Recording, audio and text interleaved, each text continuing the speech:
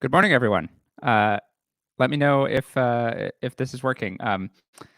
We are very excited to have everyone here for our very first Digital Bang Bang Con. It's a little weird because normally when I do this, I'm up on stage in front of everyone, and right now I'm talking to my webcam, and I just hope you all can see me.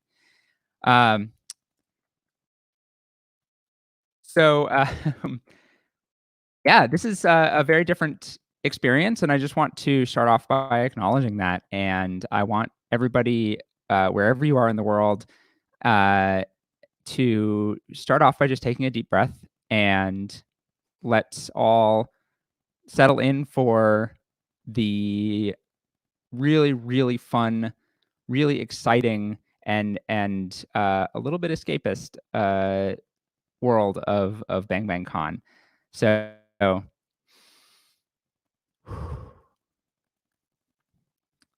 we're super, super excited to have you all here. We have an amazing lineup of speakers, and we're very excited also for our keynotes, for our unconferencing time, and just to share the excitement and joy and surprise of computing with all of you once again, even virtually over the internet.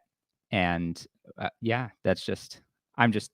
I'm so excited for this. We've been doing AV checks all week. We've been putting this together since January, and rolling with the punches, canceling our space and moving to online and switching streaming formats like I don't know 3 days ago, and things like that. So please be patient with us if we run into anything. But I just want to give an extra special shout out to everybody who has made this possible, but especially to Cindy with Confreaks, who's running the stream right now. She has just been amazing in terms of switching our format very quickly. Shout out also to Stenonite, who is providing our real-time captioning. Thank you so, so much. And then also to all of our organizers and everybody else who has been just so helpful in and understanding about changing formats and making this happen. So I know that you're sitting apart right now, but let's give them a round of applause, and thank you all so much. All right. So if any of the other organizers are on StreamYard, Cindy, can you bring us all in here together? Hi. Hi, Lisa. Good to see you this morning. Yeah, awesome. It's very morning PST, so shout out to anyone who is on the West Coast and very sleepy with me. Hey, good morning, Ahmed. Morning, y'all. How y'all doing? I'm doing well. I will admit that I got the time zone wrong this morning. So at 9:40, Cindy pings me and is like, "Hey, are you ready to go on?" And I'm like, "I can be."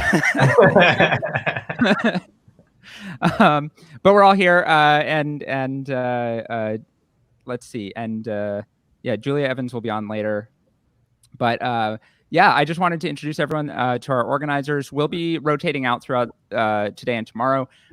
You can check out the program, bangbangcon.com/program. So some set of us organizers will be online. Oh, it looks like Julia is online. There we go. Hello. Hey, Julia. Hello. Good morning. So we are your organizers. I'm Erdy. And this is, I'll just let everybody introduce themselves. Alicia? I'm Alicia. I'm in Vancouver, and I'm very happy to be here with all of you. I'm Ahmed. I'm in New York City. Very happy to be with y'all as well. I'm Julia, and I'm in Montreal. We're all over the place. I'm in a one-stoplight town called Iron River, Michigan. So we're testing the limits of their 4G capability right now. We also have some other organizers that are not yet, done really good work in helping us out. Yes. Shout out to Danielle and Kieran, both of who were instrumental in putting all of this together, and just who aren't on the line yet this morning. So you will probably see them throughout the conference. Let's see. I'm gonna go into some overview stuff about the conference, and then Julia, do you want to do follow tradition and introduce the social rules after I'm done with that? Yeah. All right. So the format obviously is a little bit different this year. We hope everybody who's watching, if you bought a ticket, that gets you access to our Discord. If you're not, if you're just watching on YouTube, then that's great and enjoy. And we're going to be streaming these talks. Some of them will be live, some of them will be pre-recorded. So you'll see kind of a mix of the two. But we're going to be trying to stay on schedule in terms of starting after a break. So if we get a little bit off schedule, you can always tune back in when we say so on the program after a break, and we'll be back on schedule hopefully for that. It's weird because I'm actually looking at my notes from last year, and it's like, okay, I got to tell you all where the bathrooms are. I got to tell you all about the coffee, and we don't have those things this year. So yeah. The like and subscribe button is down there. You can. So I think one thing that I want everybody to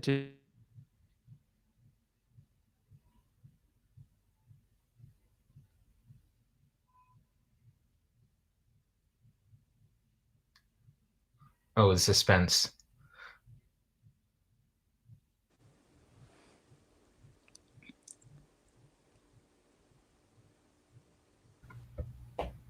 I think we have tested the limits of that internet connection. Let's do the social rules. Okay, yeah.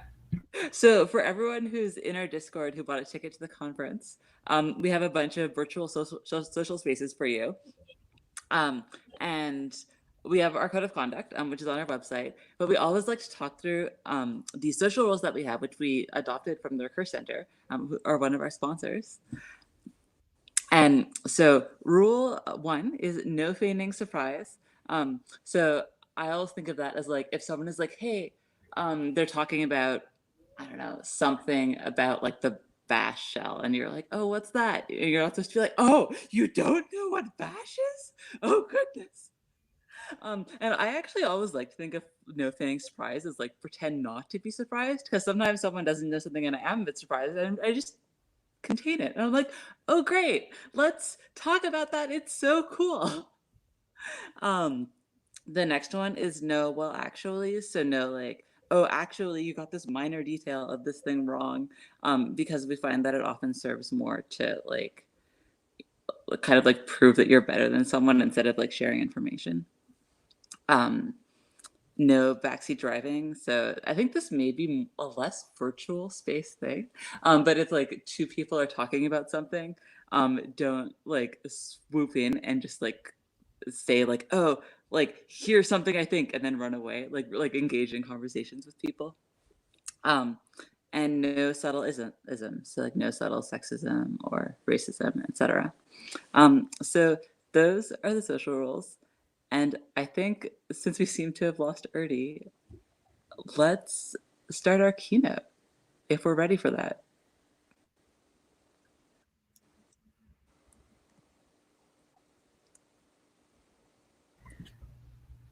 And one thing I'll add, if you see people using a happy little octopus, that's what people do a lot at BangBangCon. So if you're happy, just share an orange octopus. It's really true. Okay. Oh man, we may have Ernie. Hello. Ernie is back. My phone decided that right then was a great time to change carrier networks, according to the little scrolling text under my Wi-Fi signal. So that's what I get for being in the middle of nowhere. Did I interrupt? I'm sorry. It seems like you were all on a roll. It's time for you to introduce the first keynote speaker. Oh my gosh, it is time for me to introduce the first keynote speaker. Before we do that, I'm just going to really quickly do one thing, which is I'm just going to mention that if you bought a ticket and you're in our Discord, if you're hanging out, and even if you're just watching on YouTube, we encourage you to abide by our code of conduct. It's available on bangbangcon.com. Anyone in the Discord is definitely much more encouraged to abide by that, and just being respectful of people, making sure that you're treating others the way you would like to be treated. And if you notice anything, subtle isms, which Julia will talk about later, or or people are being rude or mean or anything like that, there's a couple of organizers in the chat. We all have orange names, and we all have ORG in square brackets appended to the end of our name. So if somebody is making you uncomfortable, or if anything's going wrong, please just get in touch with us over Discord, and we will be happy to help you out with that. So I just want to make sure that everyone's aware of that, that everyone knows that they've signed up to abide by the code of conduct, which is on our website, and that you can get in touch with us if something goes wrong. Great. I think that's the main thing. But let's introduce our keynote speaker for the day. So, Tae-Yoon, are you in here on StreamYard?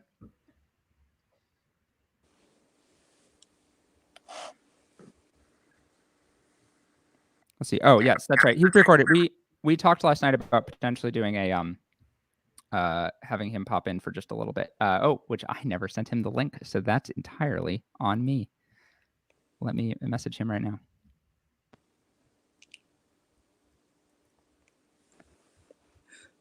It is almost midnight his time. He's in Seoul, South Korea. So we'll see if he's around. But if not, we can introduce him anyway. And then he is pre-recorded, so we can just roll that. Yeah, but we'll give him 1 or 2 minutes to pop in. I don't see him online, unfortunately. But we literally last night were like, hey, do you want to say some words before your talk? So it was very short notice.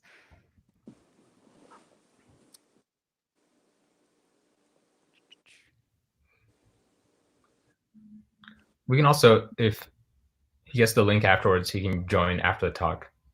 Yeah, let's do that. Okay. So our first keynote speaker is Tae-Yoon Choi. Tae-Yoon Choi is an artist, educator, and organizer. He is a co-founder for the School of Poetic Computation, which is an artist-run institution with the motto of more poetry, less demo.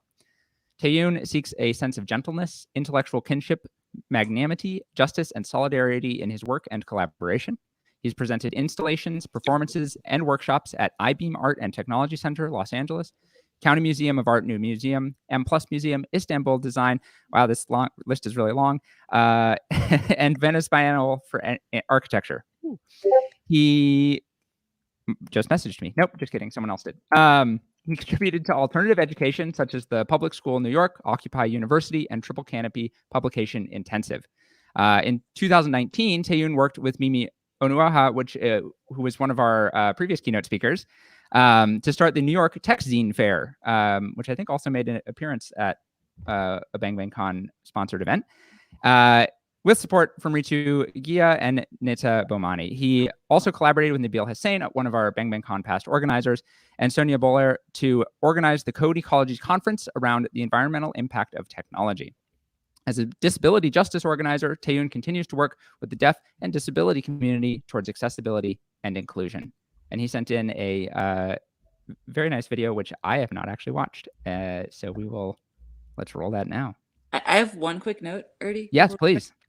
Which is, if you're watching the stream on YouTube, the captions aren't there. But if you go watch it on bangbangcon.com/livestream, the captions are on that page, but they're not on the YouTube page. That's all. Thank you.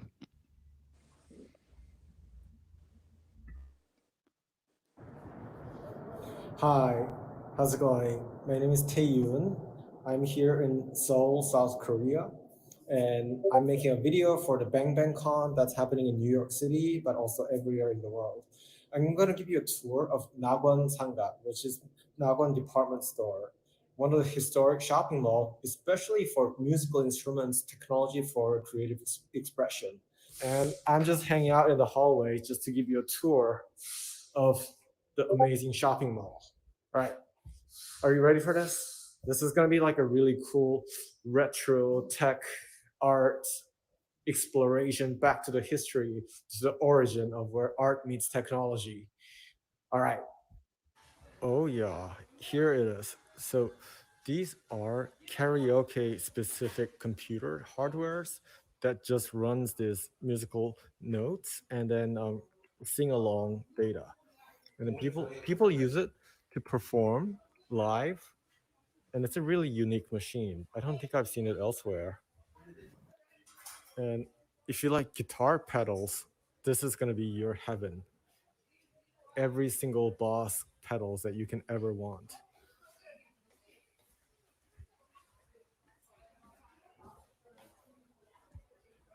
Yeah, these are actually really cool. These are old school repair shops where you can bring in amps or any other hardware and have it get fixed. Isn't this cool? And if you are curious about the stars who frequent this area, these are some of the old school singers and entertainers that you might be able to find, including a Buddhist monk. That one says Blue Jeans, Go Go, Dick Family, Devils, Hisix. Awesome. Yeah, I just got this microphone from one of the stores. Thanks Bang Bang Con for sponsoring the equipment. Here's some more dudes, more fancy guitars, more keys.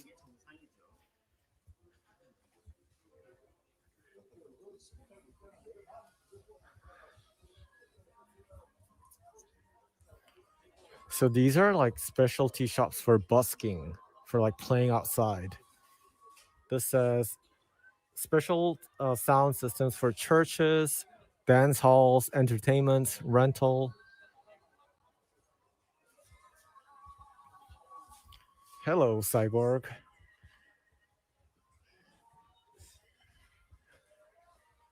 Oh yeah, this is what I wanted to show you. Look at this beauty, ELF. So you can have, music, disco, different types of live entertainment. And look at that LED move. That is impressive.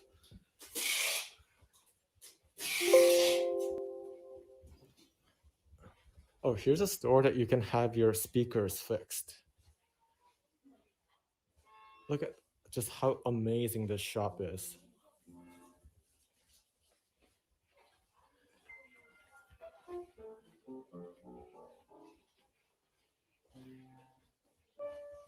And here's a section for pianos.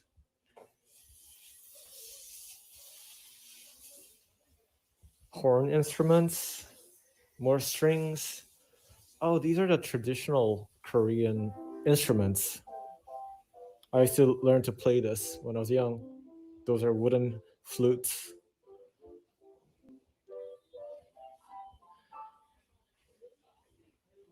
And more karaoke machines. I'm really excited to see the workplaces of these masters who have been working in the same shop for possibly a few decades. And the kinds of the attention to the point of repair of technology. So the aspect of repair and maintenance that is quite different from the other notion of innovation and progress, this linear growth of technology.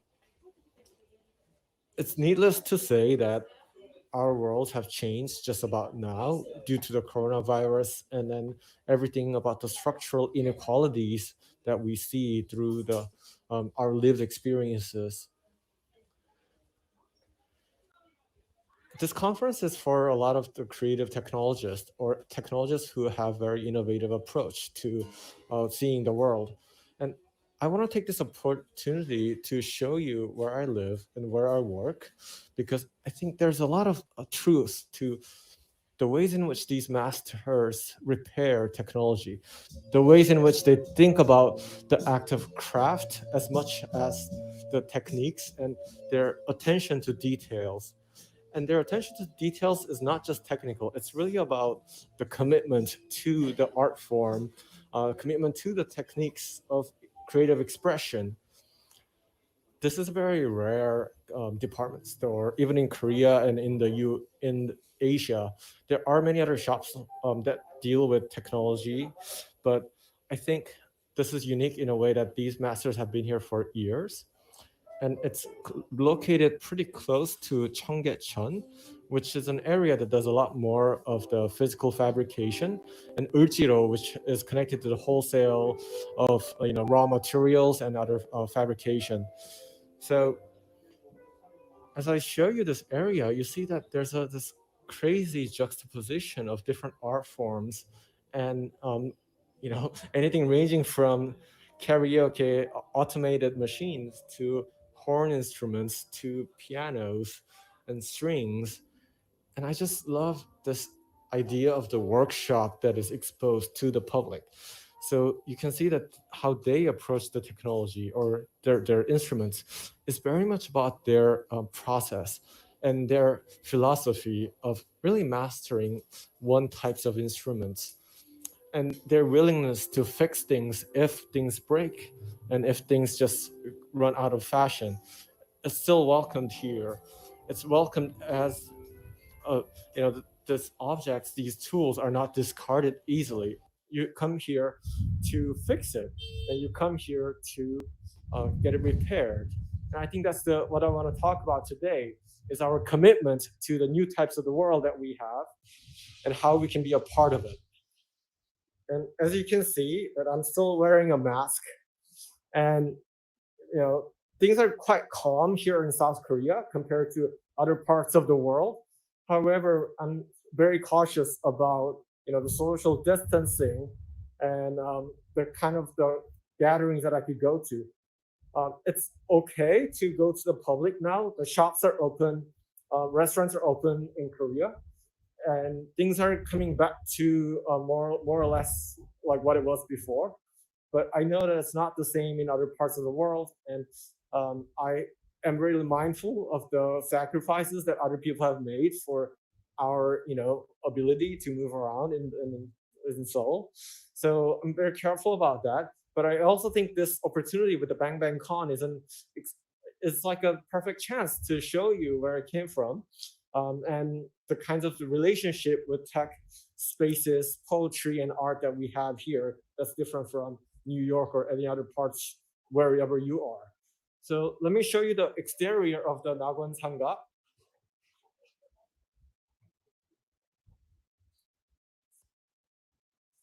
Yeah, they say this was like the first department store that was built that's a mix of residential and also commercial. And you see a lot of old people hanging out there. And I'll see you soon. So I just walked from the store to Insadong, which is an area that's pretty popular among the tourists because they have this traditional shops here, a lot of restaurants. This particular shop is an old bookshop, and you can find old dictionaries, artworks, photos of artists from the past, map of this area, I believe. I'm a little intimidated to go inside because it's like a really serious shop, but I think you see this organization of archives and documents from the past. But the guy's just like staring at me, so I'm just gonna walk away. But yeah.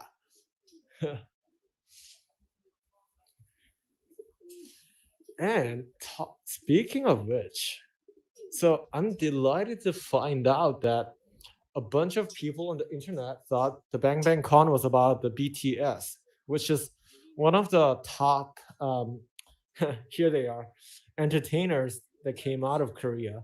So I believe it's just these 7 really talented young men who are really good at singing, dancing, and just entertaining. And I'm really curious to engage with like that fandom and like that fan group to talk about technology, identity, intimacy, and notion of care.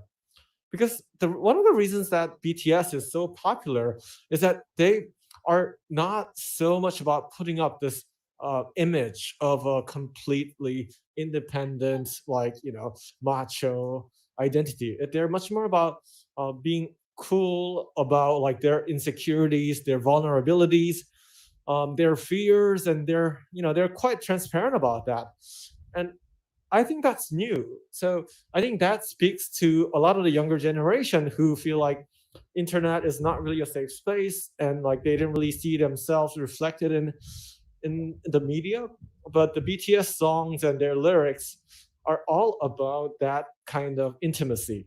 So I'm really curious about that. I want to ask them why they love this group so much and what makes them different from other groups that are just around. Hey y'all, now I am in Hongdae area, which is a very popular college town, quite well known for its bars, restaurants, clubs, and the art scene. And you can see a really beautiful moon out there. Let's see.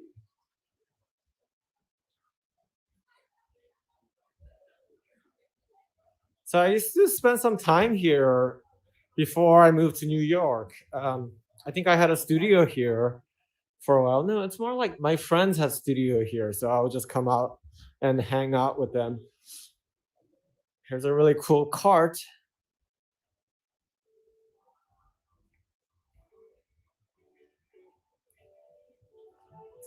Yeah, this used to be much more residential and a lot of artist-run spaces that are quite experimental. It became a very popular hang zone probably around 10 years ago, and it's sort of became a mostly entertainment area. Huh. I'm like one of those like old people that talk about the good old days when this, like the area used to be much more authentic. That's not a very fun story. I think this is where like one of the oldest like artist run gallery used to be at, right here. Went to a lot of parties there. It's so interesting that now like people are not so surprised by people walking around with like their phones and like recording stuff. And I think it used to be pretty different. Look at all these cell phone accessories. All you can ever want. I think I'm gonna try to find a cute cafe to sit and write for a little bit. I just had a dinner with some friends at a gallery and took the subway to come here. And I got a gimbal, so I'm gonna charge that up and then see if I could use it. So I'm crossing this bridge. This used to be a train track, and it was a little abandoned over here, but it's quite nice to see it developed into this park. There used to be a really cute bookstore at the top of that building, the Pointe building. I think it's something else now.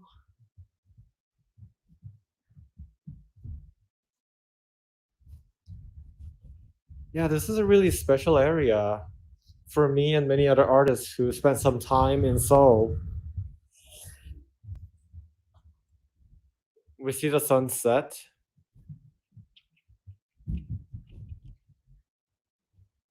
And I'm gonna go to this tiny cafe and have some tea and write my talk for Bang Bang Con.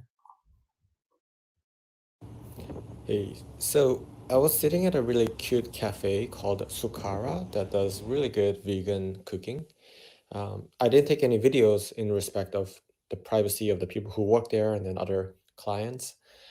I did think about my identity and how the quarantine experience has changed how I see myself and the world. I was self-isolated in Brooklyn in my apartment for about a month and a half. I had a pretty severe symptom that I believe was COVID. I had a hardness of breath and other pain. I couldn't get tested, so I just lived through it. I got a lot of help from friends and strangers who just offered so generously to bring me food and check up on me. But it was also a very isolating experience. I live alone, and I don't have any family members in New York or the United States. And I can imagine that a lot of the audience for this talk are going through something similar. Physical pain was difficult, but it was essentially the uh, isolation and the sense of a you know of being cut off from the world. This idea that the social distancing became physical distancing, that became emotional distancing. I think this is a really hard time for a lot of us, and I do want to check up on like this notion of the identities that we are enforced from birth. So growing up in South Korea, which is a very heteronormative space, I didn't have a lot of chance to think about my gender or my identities until when I was older. And I didn't know that a lot of us could have many gender identities inside of us. It was quite common to hear like, why are you a man who act like that? Why are you a woman who act like that? It's quite easy to say such things, but it's actually enforcing gender normativity, and that leads to possibly a toxic relationship with your own gender or other people's gender. Many people in these societies are assigned one or the other gender when we're birthed. So like men are expected to have masculinity and women are expected to have femininity. And in our homes, workplaces, schools, we are expected to perform those binary gender roles. But I think that's not fair. Just like there are so many numbers between zeros and one, and oftentimes those spaces, those numbers are the most beautiful things that we can find in this world. There's many gender roles, many identities, many personalities between ourselves and each other. If the quarantine experience of being isolated is something that we cannot avoid and something that we should respect, I wonder if there's a way for us to unpack this heteronormative, kind of toxic approach of binary gender or binary identities. For example, this could expand to this notion of nationalities or ethnicities. Like, are you just the one nationality or are you multiple? And it could also be your trade, like, are you a technologist or social justice activist or both? So these are not exclusive, but I think, in the world that we have lived before the coronavirus, the world in which that was very fast and the one that focused on growth, I think we had not a lot of choice but to think of ourselves as one or the other, so 0 and 1. But I wonder if we can think about everything in between that, everything between black and white, meaning like the black being, 0 and then white being 1, if we're to compare the binary information to grayscale. And also between men and women. And I'm just so fascinated and like inspired by the genderqueer movements, LGBTQ friends that I work with and hang out with. And I think we have a lot to learn from them, particularly thinking about Bufu, which is a collective that does really amazing organizing. Press Baltimore, it's another collective that I look up to, Yellow Jackets collective.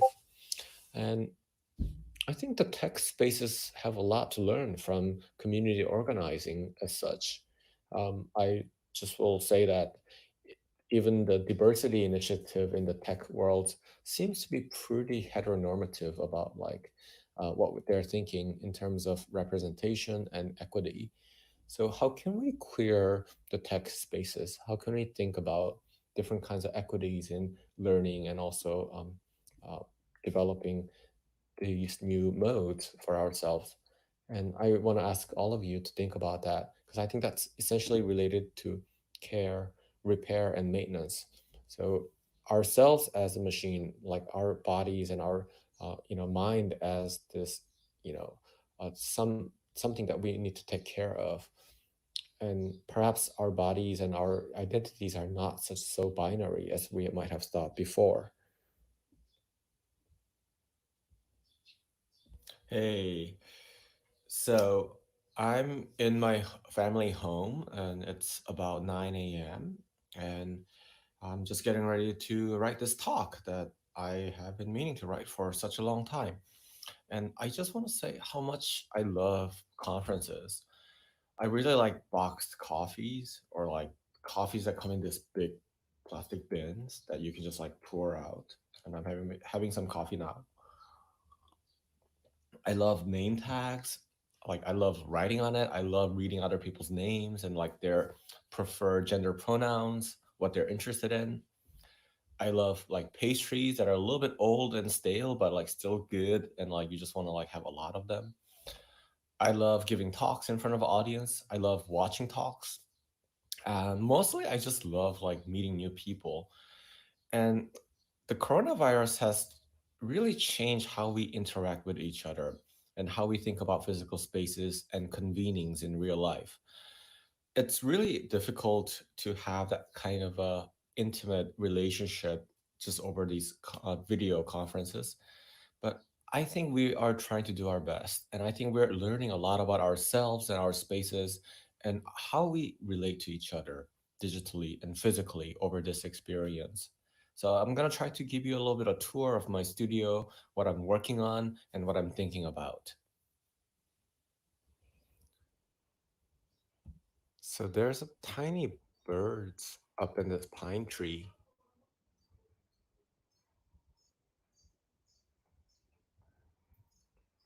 And here are some of the peonies.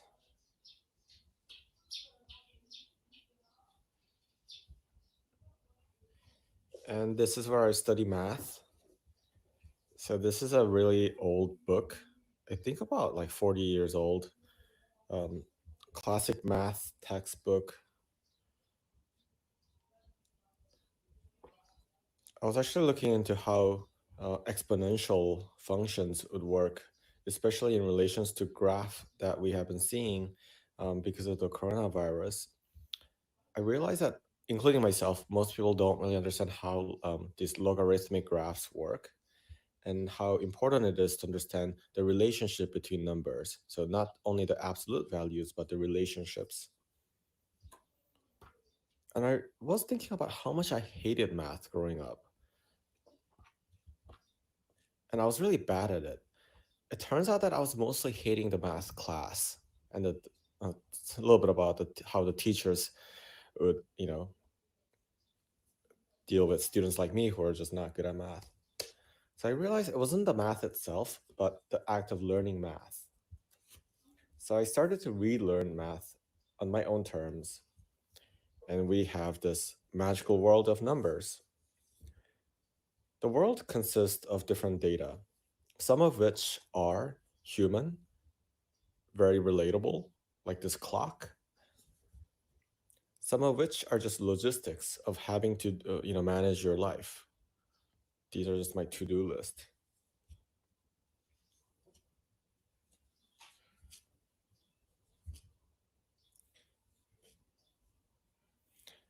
And I was thinking about this word kyeol, which is a Korean word based on Chinese character.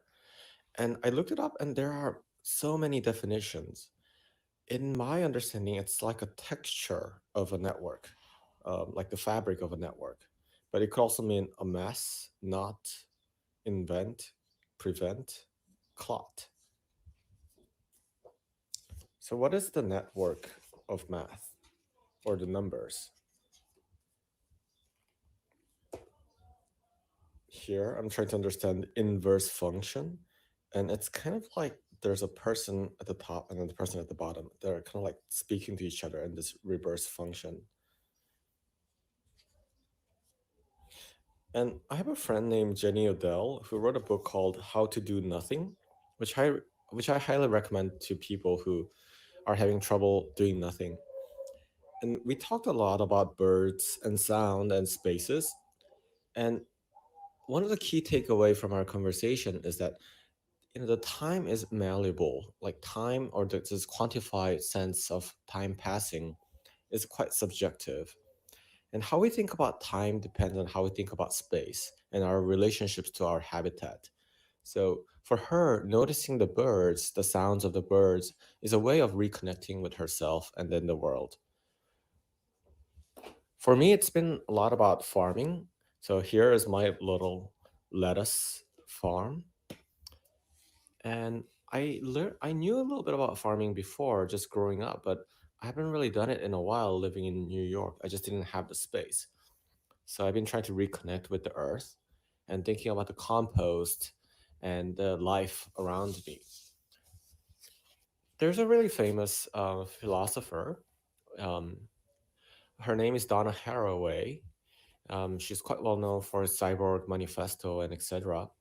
And recently, she's been writing a lot about compost and then the critters of the world. The hard values of the math, meaning like this math as this absolute truth of the data. I wonder if there's a way we can think about the magic of numbers, including how compost is essentially a magic. Like you have this, soil, and you have these natural elements that are, uh, sort of coming from the animals and other parts, and how we can think about these varieties of beings as the part of the magical, world. So there are the natural numbers, the whole numbers, integers, and rational numbers. All of these are quite different. So in my farm, there are lettuce, the compost, and there's a tiny pond. And not sure if you can see, but those are the tiny mosquitoes. Like I hate mosquitoes as much as anybody else, but it's also like I acknowledge that their existence. So um, I am really debating about what to do with these tiny, tiny mosquitoes. um, Part of me wants to get rid of them, and part of me wants to just like let them be. That's a conversation that I need to have with my rest of the farm team, which are here.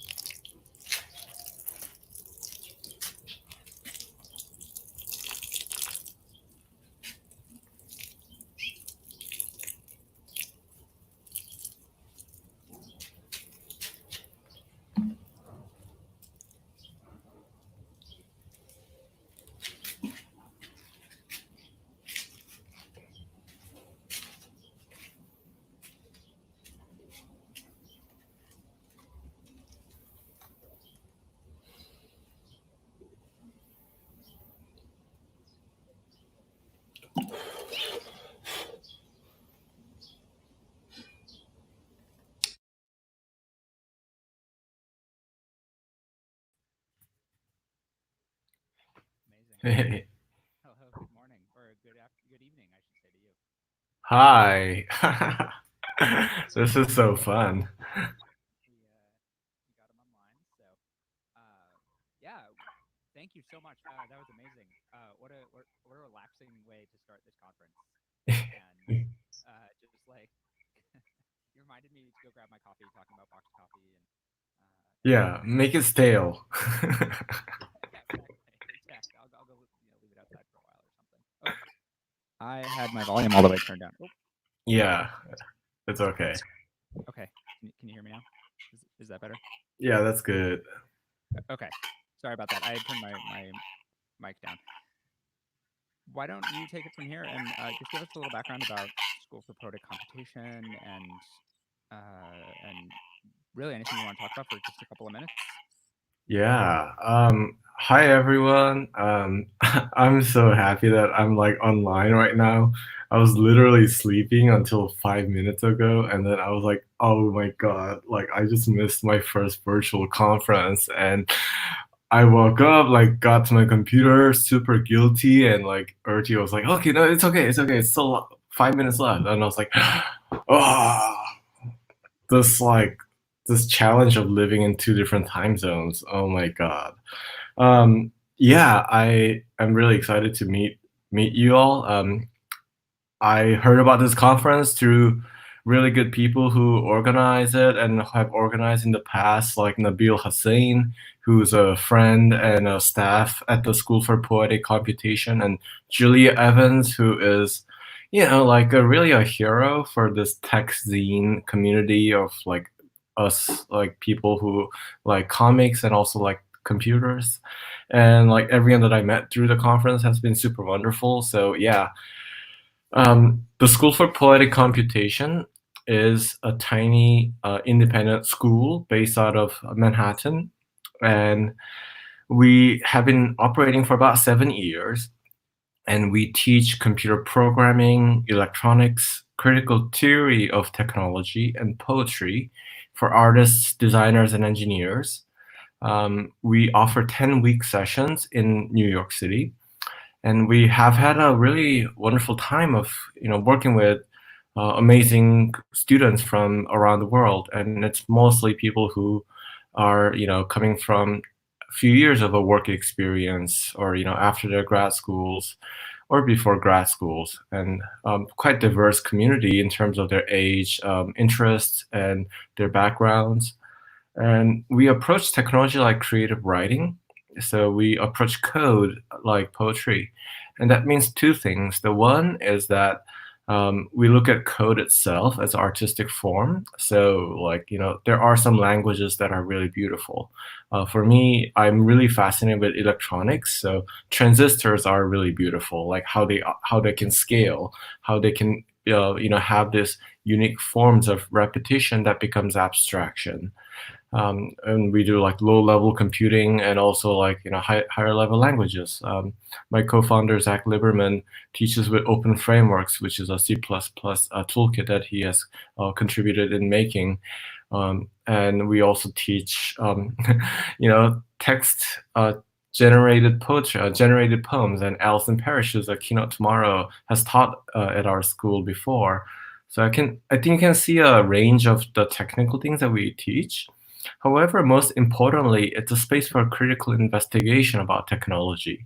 So we question like, why are computers so bad? And like, what's wrong with the biases and implicit violence that comes with technology? American Artist, that's their name. Sorry, I just said his and then changed it to them. It's like, I'm still in a learning curve about like gender pronouns and like sort of the new direction for anonymity online. American Artist teaches a class called Dark Matters, and it's looking at technology through racialized surveillance and to questioning that power structure in which like is so dominant in the ways that police operates, that military operates, and in a sense, how like the carceral system becomes industrial system at large. And I guess just like any other universities or organization, we had to cancel our session in real life because of the COVID. And we have gone online. So we just announced the online courses just a few days ago. And it's been really difficult because like we love being in the same space with our students. Like that's the whole idea, is that we are like learning together and helping each other. At the same time, we were never able to have such a diverse student body as now, just because like we don't have to have students travel to New York, and it's like the most expensive city in the world, and also like, so we have students from different time zones joining our classes, and that's been really exciting and eye-opening for us to experiment. So that's what we do. You can check out our stuff at the School for Poetic Computation, sfpc.io, and we are on social media and etc. I think how that relates to this talk and BangBangCon is Nabil gave a talk about 2 years ago called on all of our relationship with technology, or like computing, climate change, and all of our relationship. And he wrote that talk while he was, I think, still finishing our program. So he participated and became a teacher. And that talk is about how for engineers and designers who develop technology and code. We often think about climate change and social change as something very far away from us. But in fact, it's very much related to who we are and our relationship with machines, with each other, and with our community. That talk really helped me shape my understanding about my habit as a artist tech person, or my habit with the technology, my habitat, the environments that we take, such as like living spaces, our communities, our local environments, and also a very larger environment, like the habitat of our whole generation, and how cloud computing takes up resources, how machine learning takes up resources, and how advertisement takes up computing resources, but physical resources of energy as well. I think that was the basis of my understanding of care and repair and maintenance of tech. And I wanted to show you where I live and my relationship with the habitat, and hopefully invite you to think about our habits and habitats of computing as something that is inherently political, poetic, and also beautiful. And I think that gives us a lot of agency to think about, like, the larger problems. And the COVID-19 really showed us that, like, all of our lives are connected. Like, it's like a giant web that we are not independent from any of the social factors or each other. So Yeah, thank you. And I think I'm echoing a little bit, so I'll be quiet. But I just want to thank you and say thank you so much for sharing that video and talking with us. yeah, I hope you have a good rest of the conference. Thank you. Yeah, and feel free to hang out on Discord, of course. I think people will probably have some questions and comments. Okay, bye. Thank you.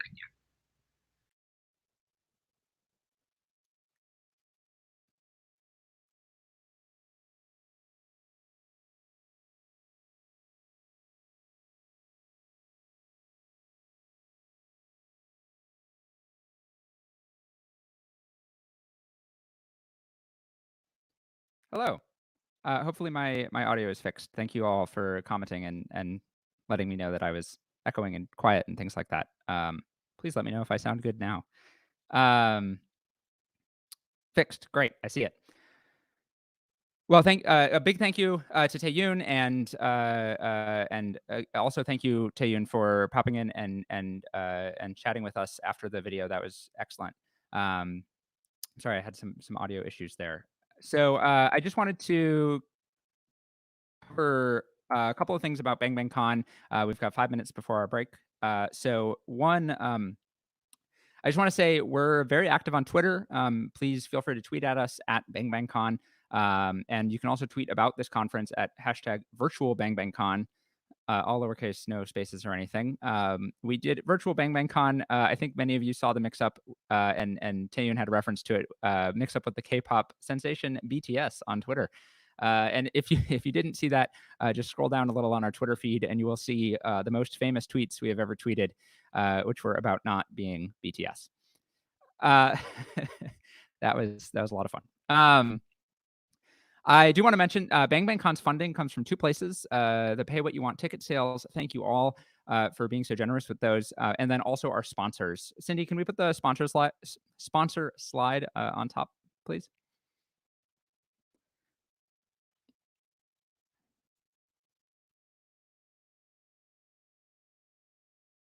Bang Bang Con would not be possible at all without all of our amazing sponsors. And it's because of those sponsors that we're able to have things like Pay What You Want tickets. We pay our speakers a stipend for speaking. We have CART open captioning. Thank you, Steno Night. That's on our bangbangcon.com/livestream page. And then just all the other things that make Bang Bang Con accessible for everyone. And like Tae-Yoon mentioned in his follow-up chat, moving to this online format where we don't have to travel, where we don't have to, where people can attend in multiple time zones, even organize, as you can tell, in multiple time zones.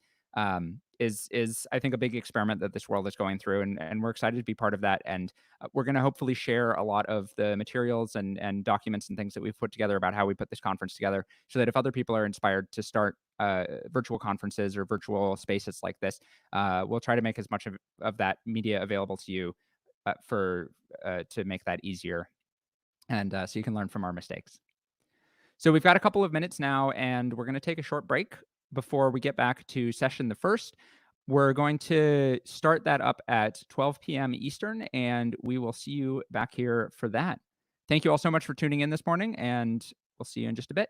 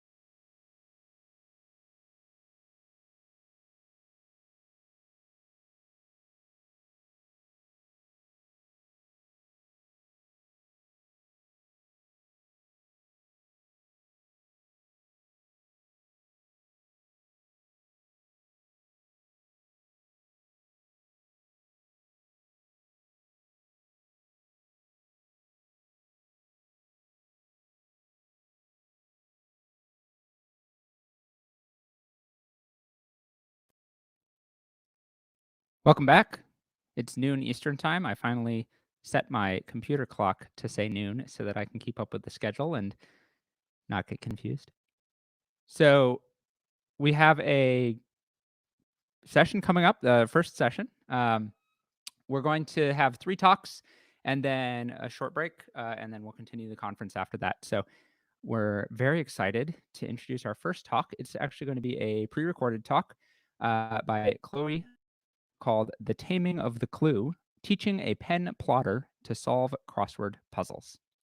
Let's see it.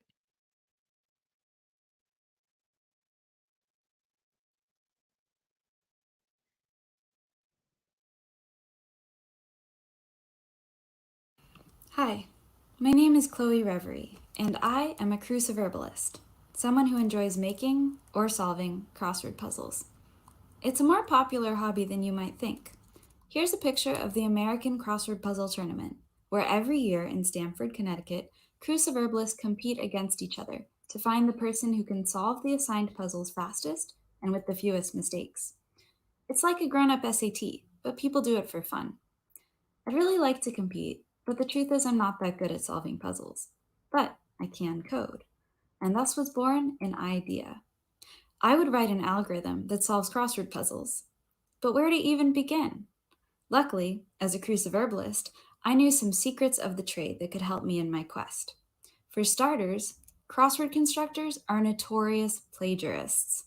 In 2016, a programmer named Saul Ponson discovered widespread plagiarism in the crossword community, including several instances of direct plagiarism of clues, themes, and grid layouts. But there was also unintentional plagiarism. Because of the structure of the English language, constructors often find themselves relying heavily on certain words. Here are the 10 words that most frequently appear in American crossword puzzles. Notice all the vowels. Now, not only do these words appear all the time, but they often appear with the exact same clues. For example, the clue Erie has appeared in crosswords thousands of times, but 20% of those times, it appears with one of only 5 clues in this exact wording. It turns out constructors can be really lazy. And I wondered, how much of a crossword puzzle could I solve simply by cross-referencing its clues with a historical clue database? I decided to write an algorithm to find out. Just like a human solver, the algorithm needs 2 pieces of input to do its work, the grid layout and the clues. And because there's no standard way to represent a puzzle programmatically, we get to represent this data however we want. Since the data to represent a grid layout looks very different from the data that represents the clues, I settled on 2 separate file formats. In the grid file, the first line is the puzzle dimensions. For readability, the rest of the file simply visually translates the puzzle, with hashes for black squares and periods for blank ones. When it's finished, the puzzle should look like this. The clues are a text file where the first 2 numbers are the XY position of the clue in the grid. The third number is the direction of the clue, 0 for horizontal and 1 for vertical. The rest of the line is the clue text. Once we established a format for the clue data, it was easy to compare it with the historical database of clues. So how much of the puzzle can be solved through this approach? Turns out to be a whopping 30%. So our puzzle has gone from this to this. Much better. But we still have to solve the other 70%, and that means we're going to need a way to generate answers for the remaining clues. Luckily, I know just the tool. AI is a magical tool that solves all of your problems. Just kidding. Actually, AI is often good at solving very specific, well-defined problems. And unfortunately, crossword puzzle clues differ widely in format, meaning, and style. Just how widely? I was able to identify several different clue categories. Here's a sample.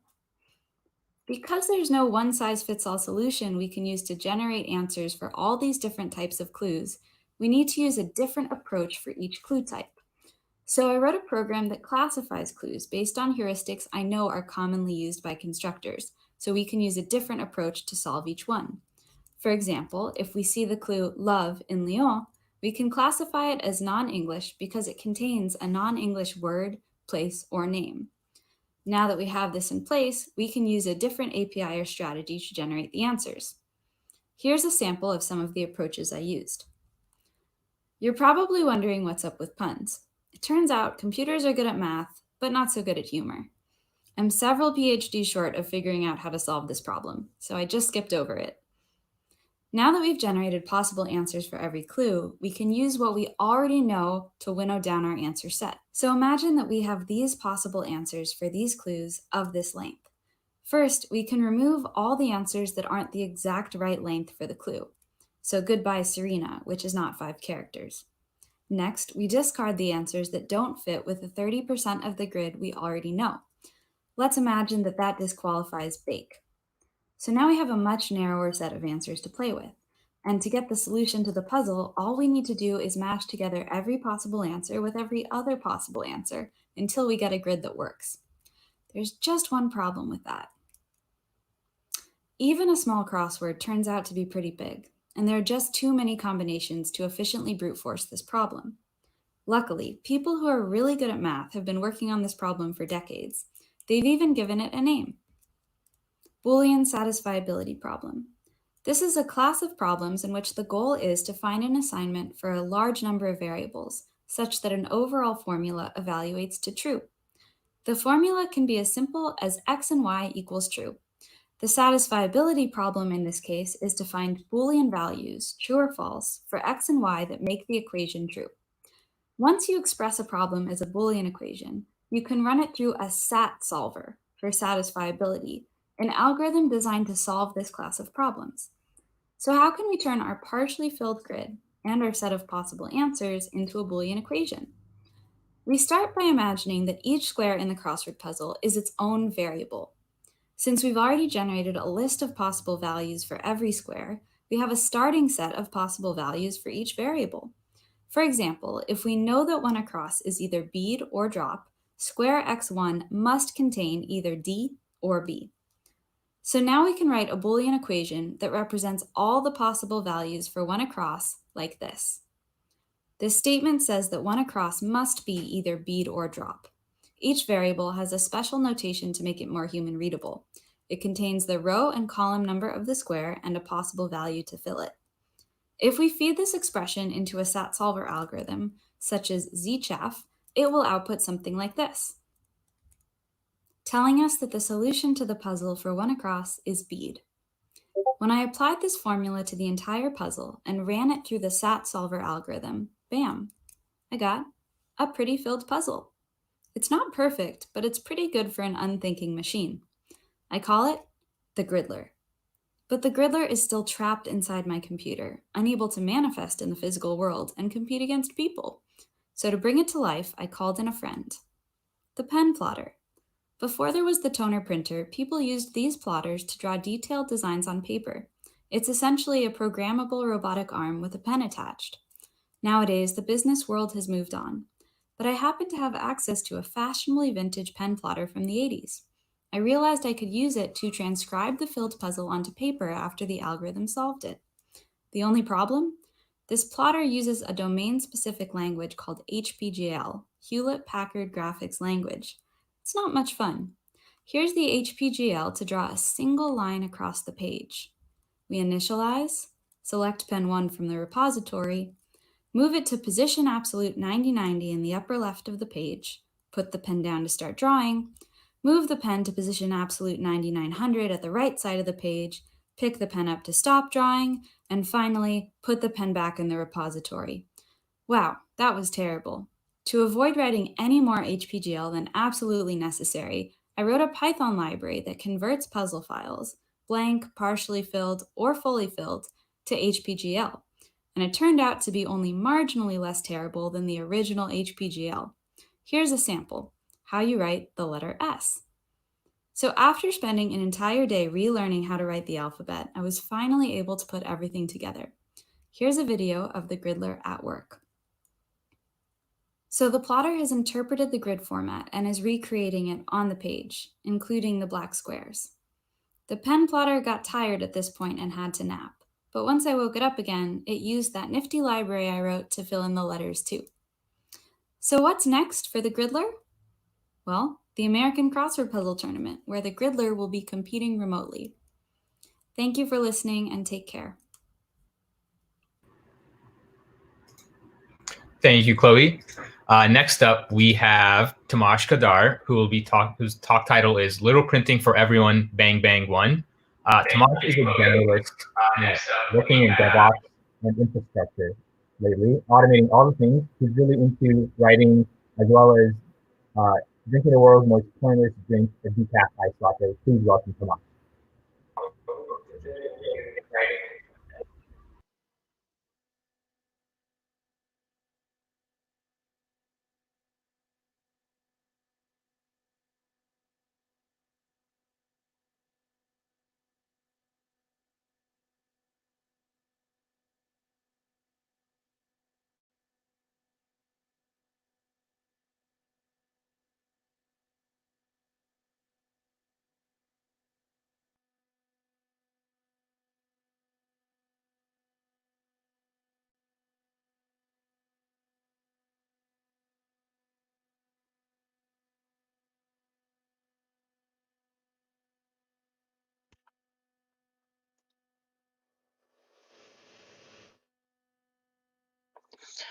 I was on mute, so let's start again.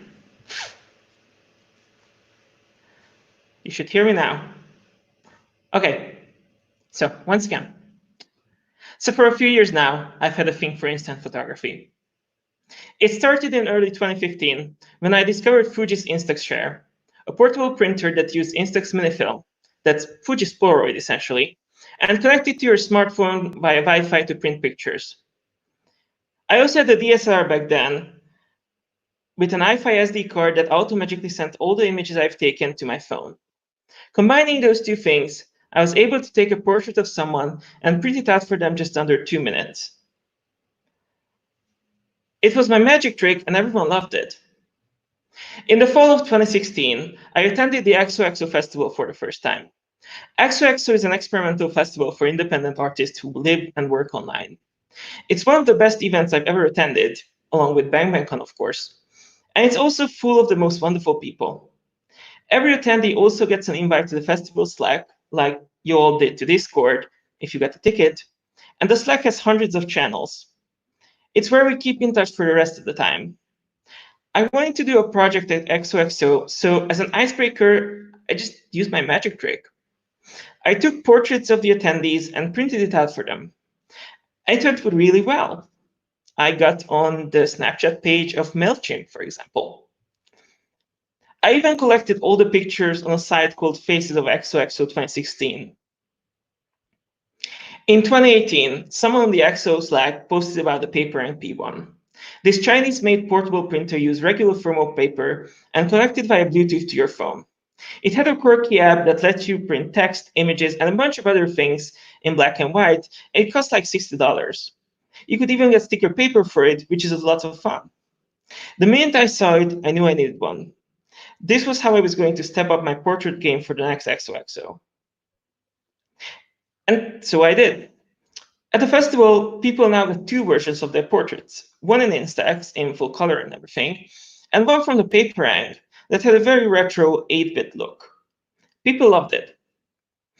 I repeated the project at XO 2019, and shortly after that, I started thinking about how I could change things up and give this project a new twist. Someone at the festival took a few pictures with the Game Boy camera, and they looked awesome. I remember the Raspberry Pi and how it had a camera module, so I started thinking, what if I go full lo-fi and use that with the Paperang somehow? The cherry on top could be processing all the images with the Atkinson dithering, the one used in HyperCard, which is my favorite dithering algorithm, because everyone needs one. But the Paperang, as far as I knew anyway, only had this proprietary mobile app and nothing else.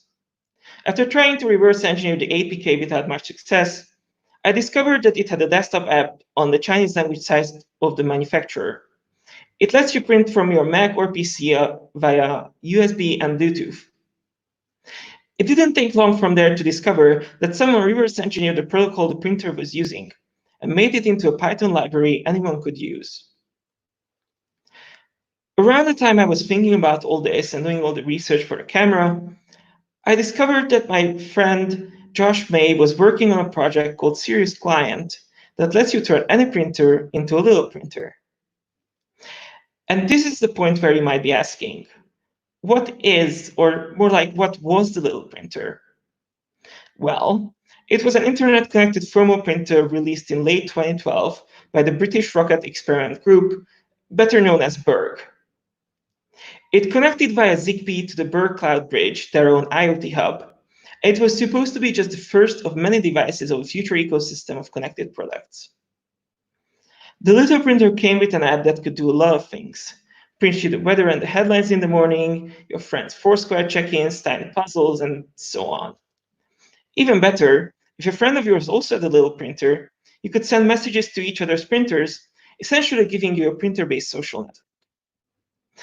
Most importantly, the little printer was cute. I mean, just look at it. And sure, it may have been a novelty product, but it was a really fun one. The little printer did okay commercially. BERG made back its investment at least, despite its steep starting price of £199 that was later reduced to £149. Its premium price and design was necessary because the internals were costly back then. Remember, this is more than 10 years ago when they started designing it. The most expensive part being the thermal printing module. That's also the reason why it used Zigbee and not Bluetooth. Bluetooth chips were prohibitively expensive when they started designing the product. What didn't do so well, though, overall, was BERG's IoT platform, the BERG Cloud. While the company released the dev kit and built many interesting prototypes for it, including an internet-connected washing machine, designing, manufacturing, and releasing a product takes years. And they've done plenty, but they kind of ran out of time. And in late 2014, the startup just ran out of money. They kept the servers alive for the little printer until the end of 2015. And more importantly, before they were turned off, BERG open sourced a simple re-implementation of the server, codenamed Sirius, which only had the messaging component, the API, and not much else. If you hacked your BERG Cloud Bridge, you could connect it to the new server. Not much happened for the next 4 years. But in 2019, a company called Nord Projects revived the printers and the ecosystem around them.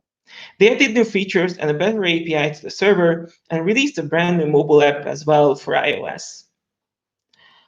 I've always wanted a little printer, but back in 2012, I couldn't really justify spending £200 on it.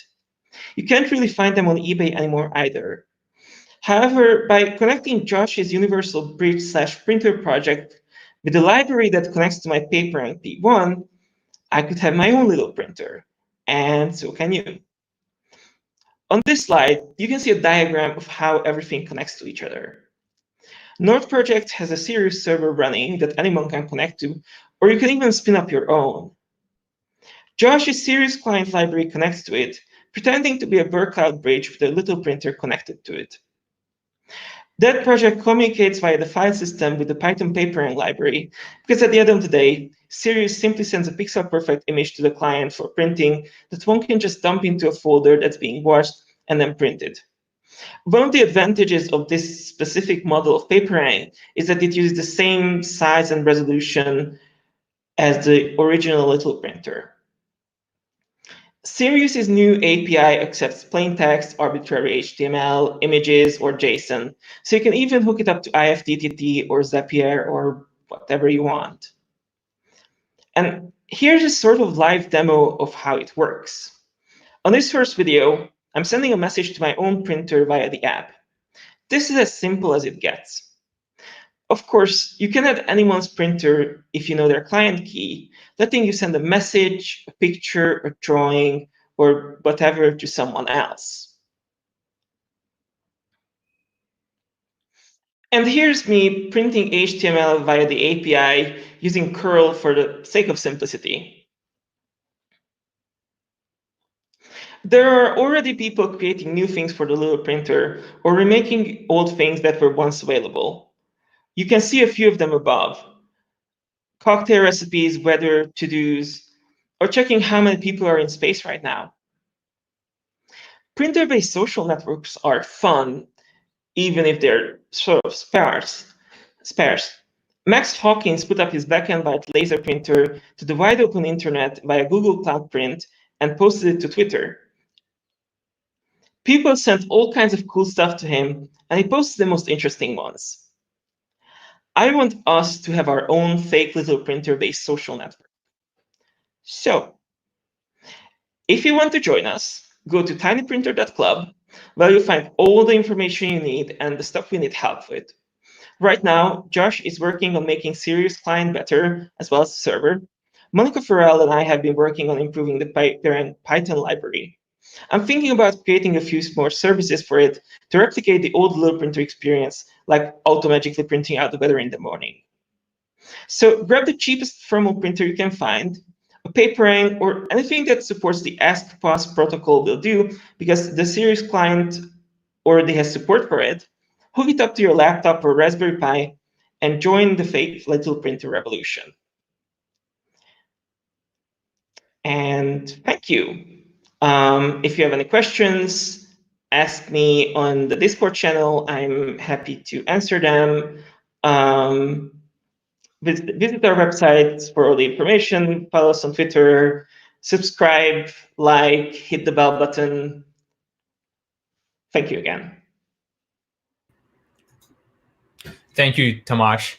Up next, we have Gargi Sharma, who will be talking, whose talk title is Printing Floating Point Numbers is Surprisingly Hard. Gargi is a software engineer who loves systems programming, planning, elaborate city walks, and modern art. Please welcome Gargi. Hi. Okay, this is a bit weird without seeing a live audience, but yeah, my talk is pre-recorded, and I hope you all enjoy learning about printing floating point algorithms. Yep.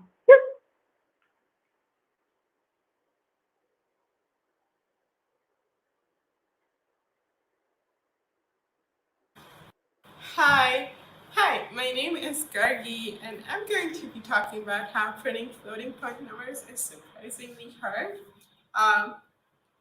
So you might have an experience with this, like you have a Python REPL and you write 0.1 in the REPL and you get 0.1 as the output, and then you write 0.2 in the REPL and you get 0.2 as the output.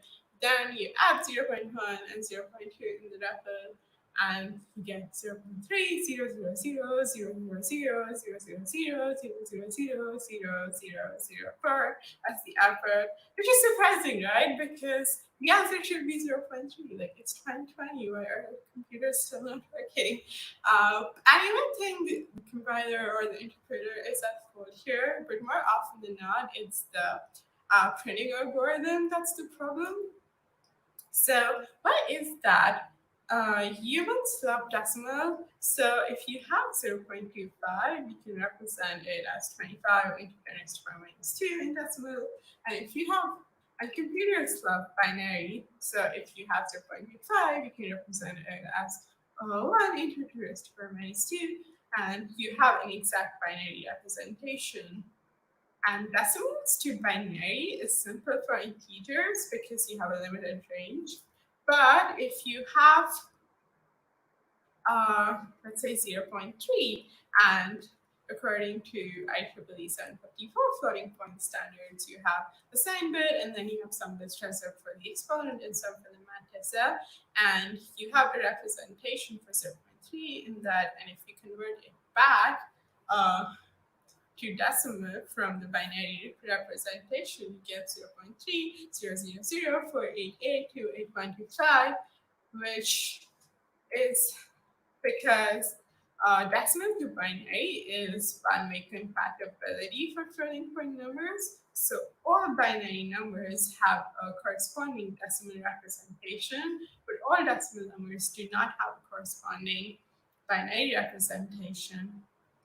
And one thing that we come across a lot when we talk about algorithms for printing floating point numbers is the idea and the concept of correctness. So let's say you have a number v that maps to 0.1, 0, 0, 0, 0, 0, 0, 0, 0, 5, but when you want to print it, what is the correct number to print? So there's an entire range in the number on the number line that will map to v, and in that entire range, what we want to print is the shortest number, which will be the correct answer. for printing this floating point number. So the first algorithm to come around for printing floating point number was in 1990, called Dragon 4. So in the early 1970s, systems produced incorrect decimal values of binary numbers, and they didn't provide a guaranteed bound on how wrong they might be.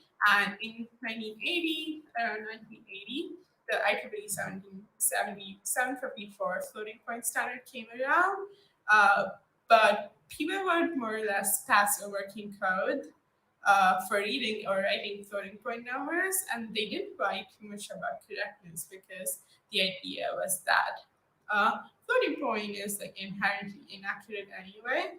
So to rectify that, Guy Steele wrote this paper on printing floating point numbers. So, and they put across like 4 criteria to say like how they are print, how do you print the correct floating point number for, how do you print the correct representation of the floating point number. So the first was information preservation, or you can also call it round tripability. So the idea is that whatever you write and read back should be the same decimal, should be the same number. Second is minimum length. So minimum length is whatever in the interval you get the shortest number possible. Correctly rounded meant even rounded, and left to generation, right generation, when you were generating the correct floating point number, you were starting to generate the decimal, the numbers left to right. So the idea in Dragon 4 is that for a number b0, you have a range which goes from value, and margin is the difference between the next number on the difference between the next and the previous number on the floating point. The margin is the difference between the next number and the previous number and the number on the number 9. So what the number that we want lies somewhere between value minus margin by 2 and value plus margin by 2. And we will sweep across this interval and find the shortest number, and that's the number that we want. So this algorithm is 100% correct, but it's relatively slow because it uses arbitrary precision arithmetic. So it uses big integers to generate the numbers. The next algorithm in this realm came around in 2010s, and it's called Crucial-3. This is like one of the most widely used algorithms. So like JavaScript engine uses it, the JavaScript engine uses it, OCaml uses it. Python has like different standards for what makes a good printing floating point numbers, where Python decided to focus on simplicity of the algorithm. So Crucial-3 has again a similar idea where it will find where you have v, and then you have the previous number that is v minus on the floating point, and v plus, which is the next number on the number line, and you have m plus and m minus, which is the range in which all the numbers round up to v. And what we do in between this range is that we do a narrow approximation. So if you imagine like it's a brush sweeping through this number line, we have a relatively bigger brush. So to do bigger approximations and faster approximations, and then you have a wider approximation that's outside this range. of A and B. But what happens is that there's an uncovered interval. And if the narrow approximation and wide approximation matches, then we found out the number in this range. That's the shortest number. But if the shortest number lies in this uncovered interval, then we cannot guarantee that we found the correct number, and we will fall back to Dragon 4. So this is 12 and a half times faster than Dragon 4 because it does not use arbitrary integer arithmetic, it uses machine integers, and it's correct for 99.5% of the 99.5% of the times, and the rest of the 0.5% of the time it uses Dragon 4 as a fallback. So it's relatively complex algorithm, and it doesn't really satisfy the simplicity criteria that Python has. So Python uses different algorithm, and the newest algorithm in the land of printing floating point numbers is called Ryu. So let's say which came around in 2018. So let's say if we have a number that we want to that we want to print, and the number is 0.3000 for 882.8.5, and again we have a previous number on the number line and the next number on the number line, and the four criteria that we had from before from Dragon 4 are still being followed. All the algorithms follow these four criteria, where you have information preservation, you have the minimum length, you're correctly rounding, and you have a left to right generation. So how it works is you keep cutting off digits until you get to a point where one of the numbers out of these looks like the upper bound. And for the lower bound, the criteria is that if you have non-zero numbers on the lower bound, you round them up, and on the upper bound, you round them down, and you keep cutting off as many digits as possible, and the algorithm decides how many digits are correct to cut off, and it uses only integer operations, and it's almost 3 times faster than Cashew. So one of the challenges with all the floating point printing algorithms is that there are two problems here. There's an input problem where what is the number that you're reading to print, and the other problem is the output problem, which is what is the number that you're printing. So all the algorithms assume that the input problem is already solved, and that what they are solving is the printing problem. So if you now do go to almost all the languages, when you actually print 0.1 plus 0.2, you will get 0.3 because the printing algorithms are not sophisticated enough to do this correctly. And yeah, that's it for me. Thank you so much. Thank you, Gargi.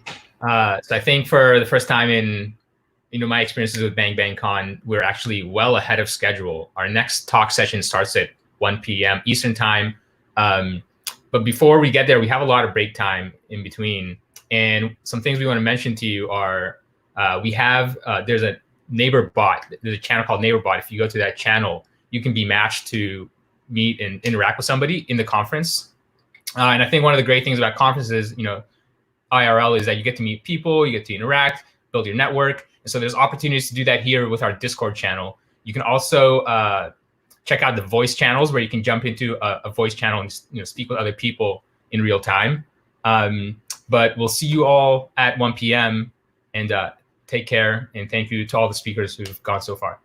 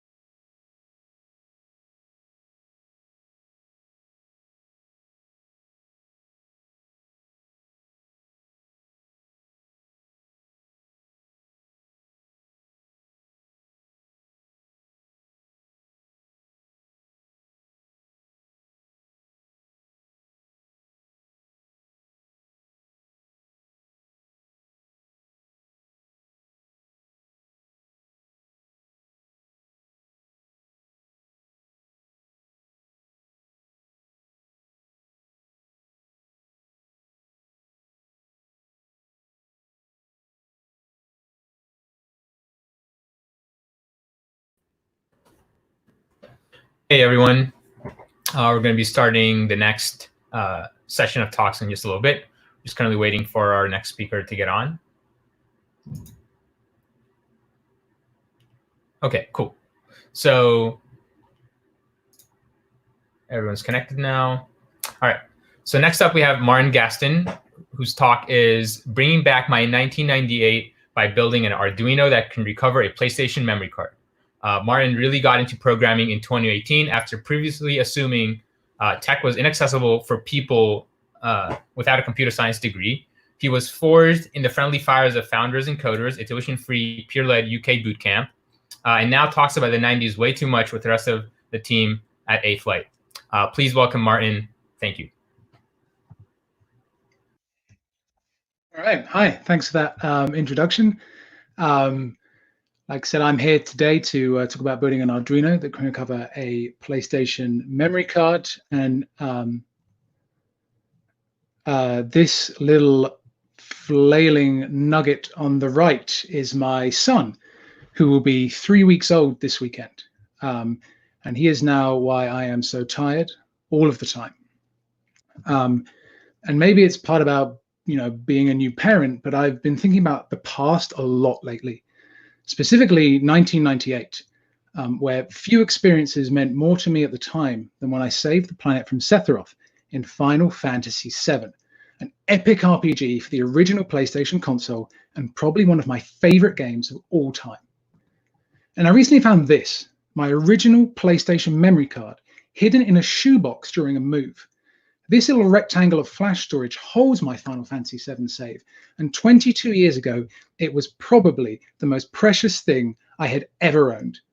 And so I figured, hey, as a new father and as a lover of cats, it would be nice to have at least one thing in my life that I feel I could tell what to do. So I decided I wanted to extract my Final Fantasy VII save to a computer so I could load it up in an emulator. And to do this, I'd use an Arduino as a middleman. And if you're not familiar with the Arduino, don't worry. It's a very handy board to jumpstart electronics projects. And it has a USB serial port that we can use to send data to a PC. But first, I needed to start with the memory card itself. What was its format? How was it put together? And so standing on the shoulder of giants, I looked at some reverse engineering documentation and realized that I was going to have to learn binary.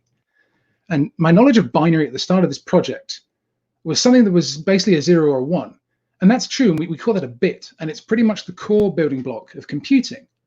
And we also count our bits in binary. So with regular numbers, decimal numbers, we count from 0 to 9, and when we run out of digits, we add 1 to a column on the left, and we go back to 0 and start all over again. When we get to 99, we start a new column and go to 100, and each new column is raised to a power of 10. And the exact same rules of counting apply to binary and also to hexadecimal. But the crucial difference is we raise our columns to a power of 2 and 16 respectively. And another neat thing about hex is that a 2-digit hex number is 4 bits, meaning we can represent a whole byte with just 2 numbers. And because if we smush 8 bits together, we get a byte, which is a really integral unit of digital information, and it gives us a total representation of 256 numerical values in binary. And we can actually assign additional meaning to those numbers. So for instance, there's ASCII, which is a standard for encoding text and symbols with numbers. So in ASCII, the decimal number 67 represents a capital C. And manipulating these bits and bytes to add our own meaning is really how we build up all of the digital media we interact with, from reading a PDF to streaming Never Have I Ever on Netflix, or busting out Cloud's awesome Omni/Limit Break in Final Fantasy VII. And so PlayStation developers could store their ones and zeros, but they were limited by the constraint of frames and blocks, and basically size. So a frame is 128 bytes. And this is actually the very first frame on any PlayStation memory card represented in hex. And it basically does nothing but spell out MC. And now if you take 64 of these frames, you get a block of 8,192 bytes. This is a representation of frames on a standard 1-block PlayStation memory card save. You get 1 frame for title information, 3 for a nice little icon, and the remaining 60 can be used by the game to store saved data. And the memory card holds 16 blocks. It gives 15 to the user and it keeps one for itself as a directory listing. And so 16 blocks gives us 1024 frames. And the nice thing about this project is that we don't have to worry about how the frames are actually really laid out. We just need to know that they exist. We need to move all of them from one location to the other. And with that, I felt like I understood the shape of the memory card. And so the next step was to use the Arduino to communicate directly with it. And the idea was to fool the memory card into thinking the Arduino is just a regular old PlayStation. The key here is these magical little digital pins that run up both sides of the board and their ability to create an electrical circuit with the memory card. Luckily, the PlayStation memory card mostly conforms to a very established protocol for doing this called SPI, which is common enough to have its own Arduino library. And as a web developer, I know a thing or two about using external dependencies, so I felt very comfortable here. And these actually correspond to the pins on the memory card itself. If we connect these pins to the Arduino pins, we can create a circuit and start communicating. And the PlayStation memory card can send the information electronically down its data wire by turning its voltage on or off. When we send voltage through the connection, we say it's high, and we interpret that as a 1. And conversely, when we don't, it's low, and we read that as a 0. And this is another reason why binary is so important. We reduce all of that information back down to its most basic part. We send it as a million ones and zeros, piece by piece, through an electrical signal, and then we can rebuild it on the other end. And we can also use another wire to create a clock signal between the Arduino and the memory card, which aligns the devices so that they can only read the values when that clock is high. This helps our communication and our data stay reliable. And what you can do is you can actually solder some wires directly to the memory card pins and then plug that into the Arduino ports. Now, I have never soldered in my life, and it's hard and it feels super dangerous. And fun fact, this card here is actually my brother's because I didn't want to risk my own card first, and I have not told him I've done this. And if you're looking for a less permanent solution, you can do this. You can yank out the whole memory card reader from an old broken PlayStation and solder wires directly to that. And when you do either of those things, you'll be able to make this connection. And then the PlayStation memory card is now set to let you read data on a frame-by-frame basis. And to do that, you basically need to follow the playbook on the left in that exact order. The Arduino issues the send commands in green and receives the data in orange.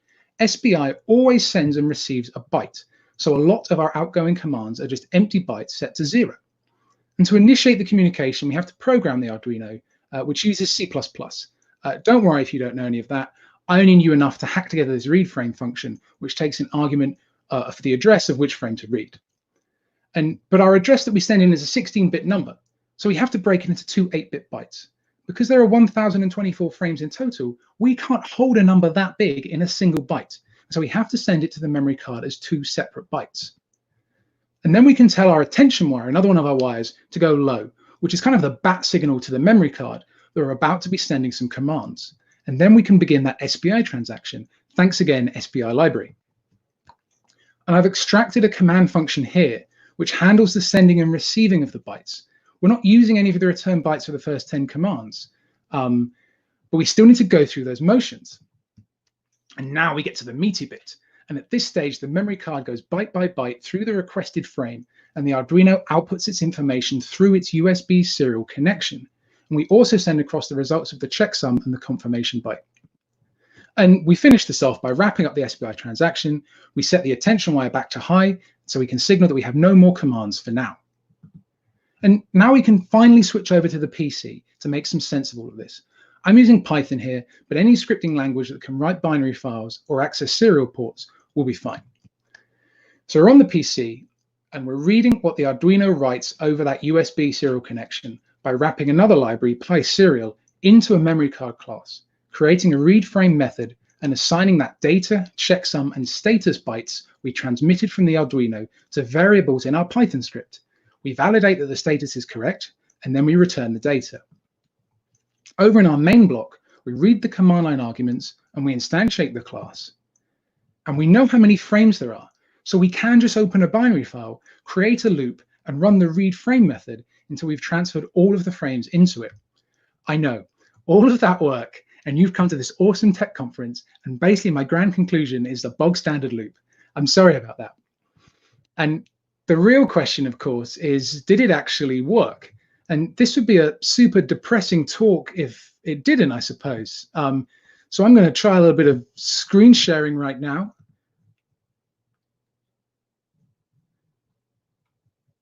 Hopefully that's working. That's live. That is an emulator. That is a PlayStation emulator running right now. This is Final Fantasy VII. I can click continue. I can choose my memory card slot. It loads a bit. These are my original memory cards showing up in a PlayStation emulator. We can choose one of them and it can load. It'll take a little while. It's an old console. But just thinking about this makes me feel 22 years younger. And it's kind of amazing the memories and feelings I attach to these files. I mean, that is a golden chocobo right there. I have stories about my life around so many of these games. And maybe you've got some weird old storage device lying around somewhere that might be worth a trip down memory lane. I would love to hear about that. And also, I would just like to quickly finish by shouting out to our wonderful conference organizers and to all the key workers who've kept us fed, healthy, and supplied over the past couple of months. All of those people are heroes, and thank you very much.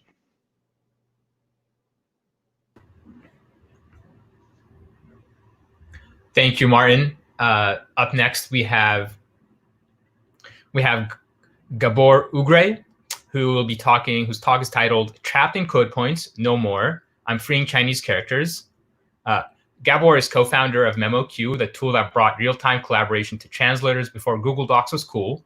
He loves building whimsical language tools and has been known to train neural networks to translate. He blogs at jealousmarkup.xyz and tweets at Twillyability. He was last spotted zooming across Berlin on a sleek red racing bike. Please welcome Gabor.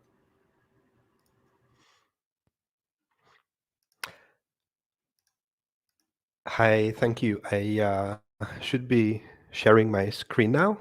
Perfect. So thank you for the introduction. I'm Gabor, and I am here today to tell you about my quest to free Chinese characters from the constraints of just being Unicode code points. There are about an educated adult person who speaks Chinese, knows about 5,000 to 8,000 characters. I'm one of the non-Chinese persons who are trying to acquire that script with mixed efforts. So let me start with the impossible. And just to give you an idea of how that even works, give you a crash course into the Chinese writing system in 3 minutes. So I picked a character which I like. It is pronounced Ying, and it means shadow. And I will use this to explain a couple of things. So these characters are made up of strokes. You don't just draw them any which way. You use specific strokes. There are about a dozen of those, like a little vertical line, a little horizontal line, or a hook. You draw those strokes in a particular order. This is all standardized, and this is stuff that you start acquiring when you start acquiring the writing system itself. This character has 15 strokes. If you want to see it animated, this is what it looks like. This is what your pen actually does when you write this character on paper. Now, in a more meaningful level, these Chinese characters, these 9,000 Chinese characters, are made up of components. They have some internal structure. So here I already used colors to highlight two components here. The one on the left is pronounced Ying. It means bright, and its purpose in our shadow character is to hint at the pronunciation. The one on the right, the 3 lines, it can mean a bunch of different things, hair or just stripes or a pattern. Here it is used to mean pattern, and it contributes meaning. So our shadow character is basically made up of, so the way to interpret it is this is something that has to do with patterns that sounds roughly like Ying. So that's how it makes up Ying, shadow. Now this goes on. So the one on the left itself has some more internal structure. Remember, as a standalone character, it is pronounced Ying and means bright. At the top, it has the character for sun, which is literally like a drawing of the sun in an abstract form. And on the right, it has another character, which happens to be pronounced Ying. It means capital city. This is actually the character that's in the second part of Beijing, so like northern city, the capital of China. But the script itself is not a hierarchy, it's a network. So I hid everything else now and just left these components because they combine with other elements of the script in multiple different ways to generate a whole bunch of other characters. So here I gave a couple of examples for all 4 of these shapes.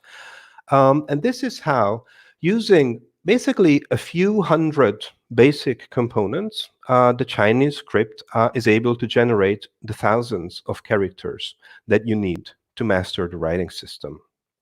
Now, it might sound very straightforward, but things do get tricky. So let's take a look at the capital character, the Qing character. You might be forgiven to think that it actually can be further decomposed into these 3 components, which really are part of the writing system: a lid, a mouth, and something for small. But it actually doesn't make a lot of sense. How does a lid and a mouth in small give out the meaning for capital city? And it does not. So this is a false decomposition. The shapes are right, but this is not where the character actually comes from.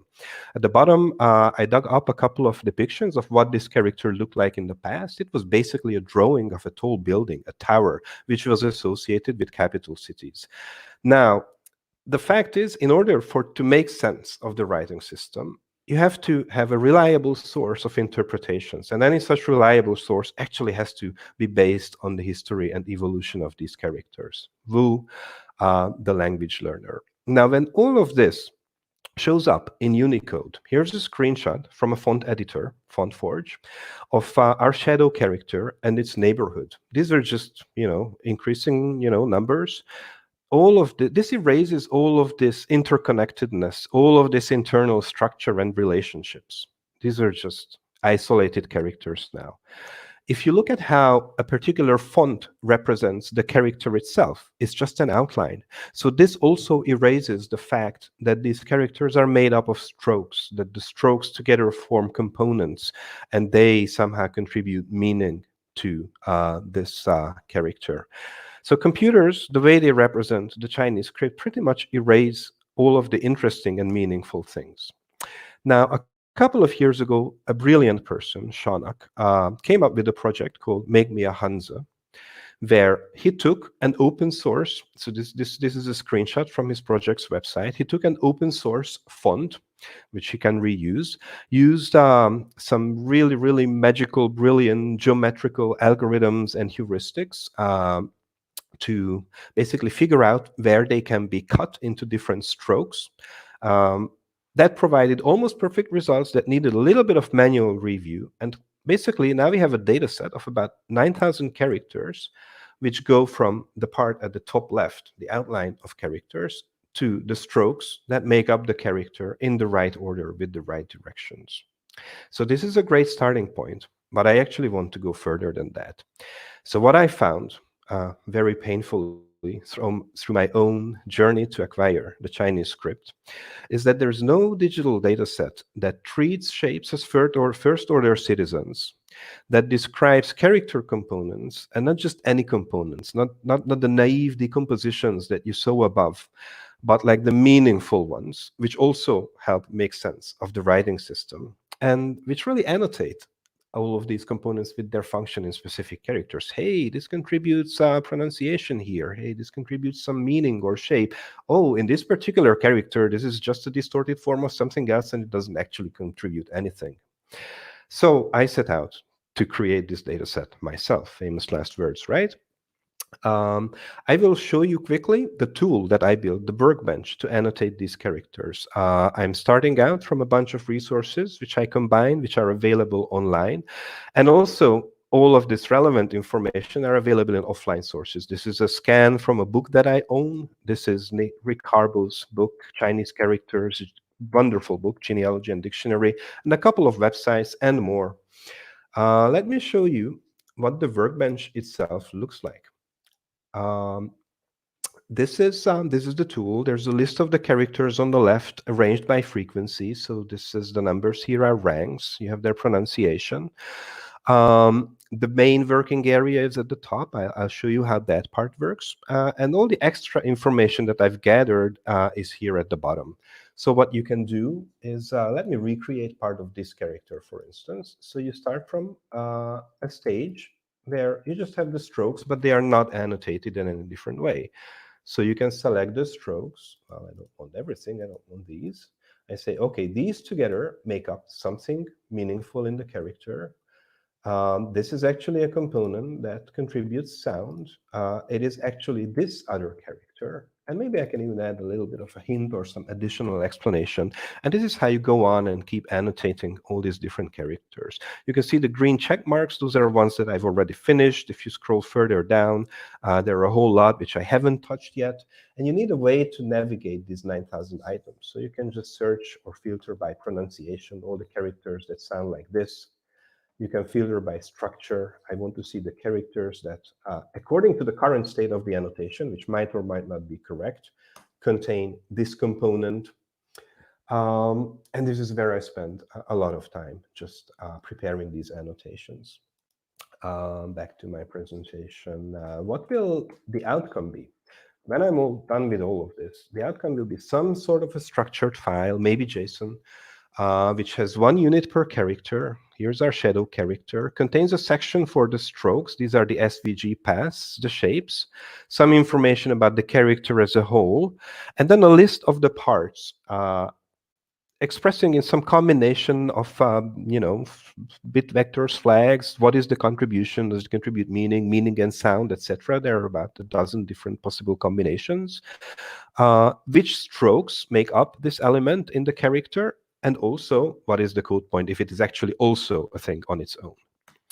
And what are some of the cool uses once you finally have such a correct data set? I will show you 2 of these. I have a prototype for both. So one is a network explorer of the script. Basically, what you can do is go to a character and get a graph like this with the character that I'm looking at in the center. So I use D3.js for this animation. And I see, okay, this shadow character is made up of this Ting character and this Shan patterns character. By the way, this other character also occurs in a whole bunch of third characters. I'm only showing always the top 3 most frequent ones. And I get the highlight, like what they exactly contribute. And of course, you can also navigate this graph. So you can click on the sun character. That doesn't break down any further, but it is part of all these other characters. And then you can go to this one.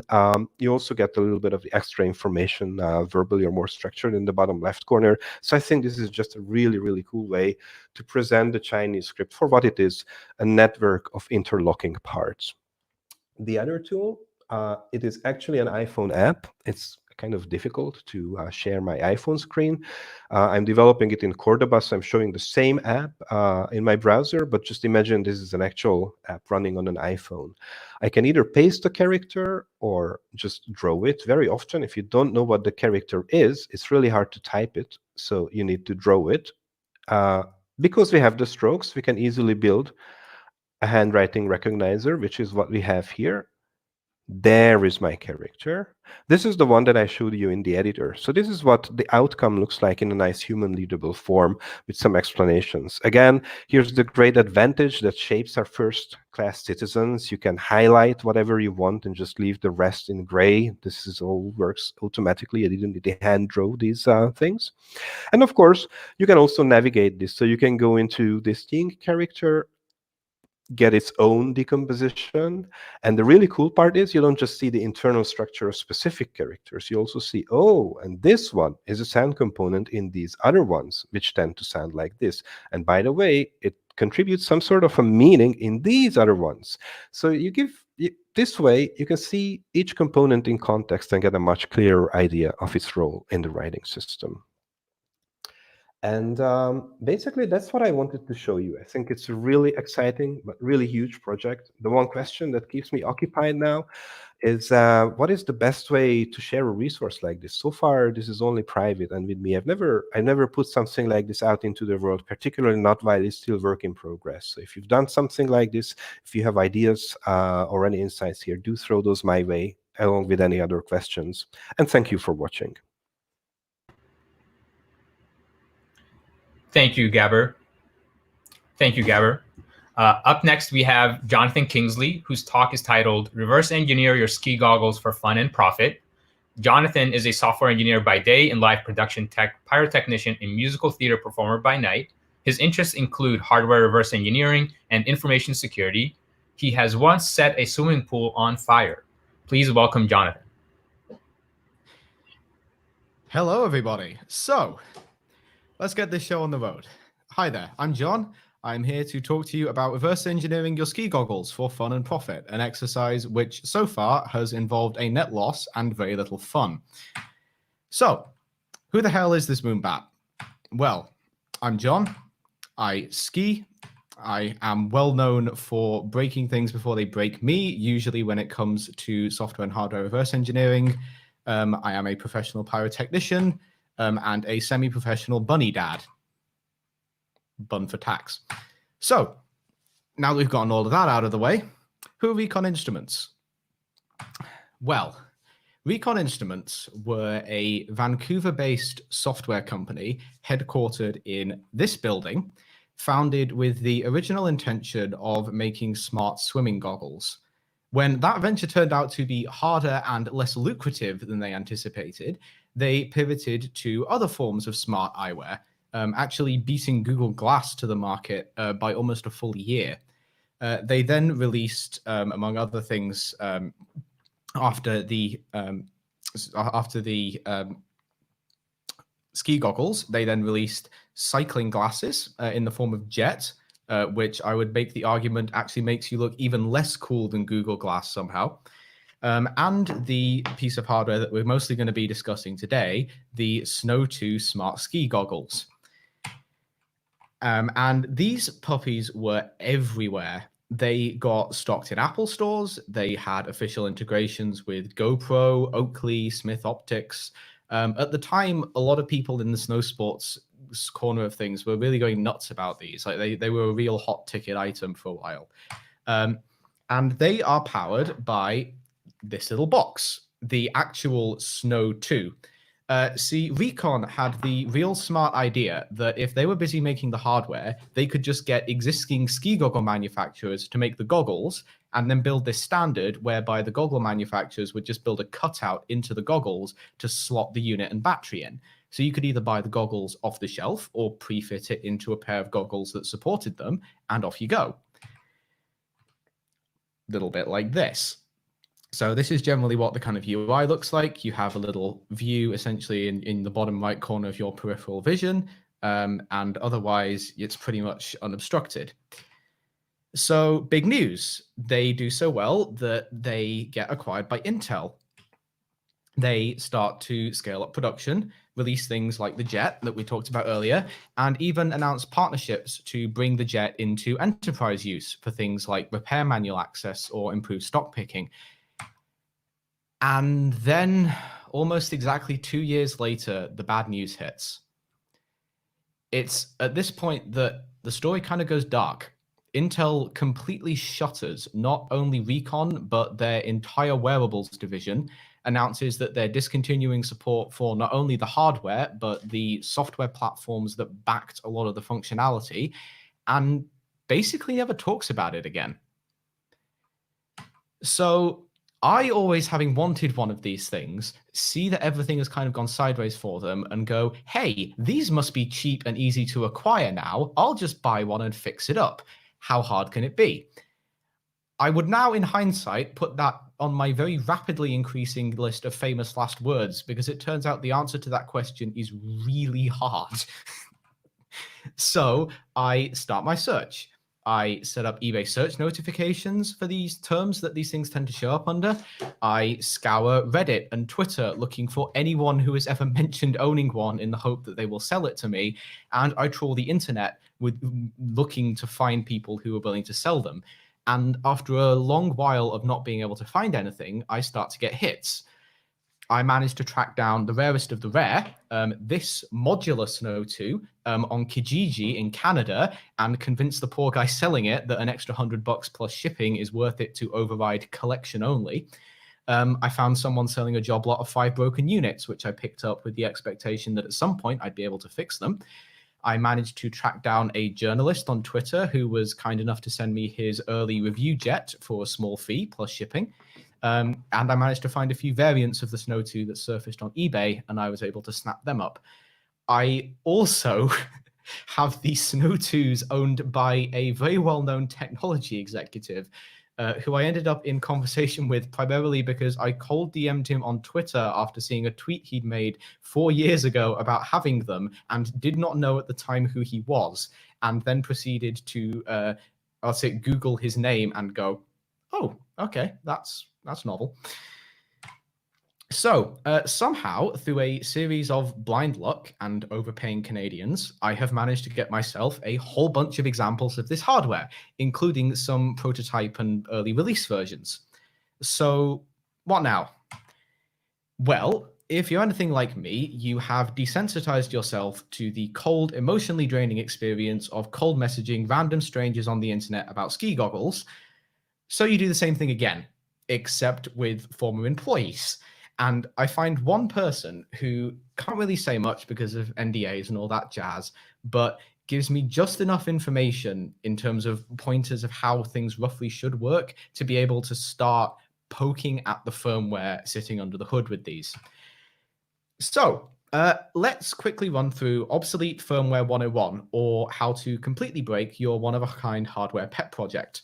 So it turns out hardware is hard, and most hardware engineers like to be lazy.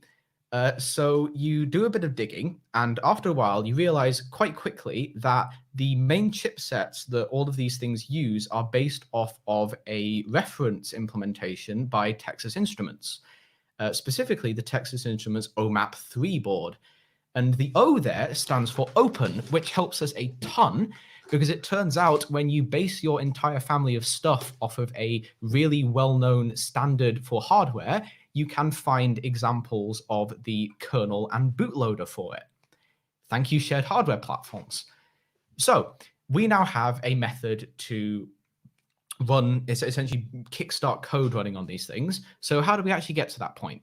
Well, these boards are running Android, but like proper old dingy Android from back in the day. So we want to figure out how to update that to nice, fancy, shiny new Android with which we can do strange and deviant things like run Kotlin and cry. So the next step, we grab the Android applications and tear them down. And if you dig far enough into that, what you discover is the update server URLs and the update packages, and precisely how to build a firmware update package, which then allows you to essentially use the existing bootloader implementation and a little bit of trickery to boot your own operating system on it, providing that it can run within that specific chip.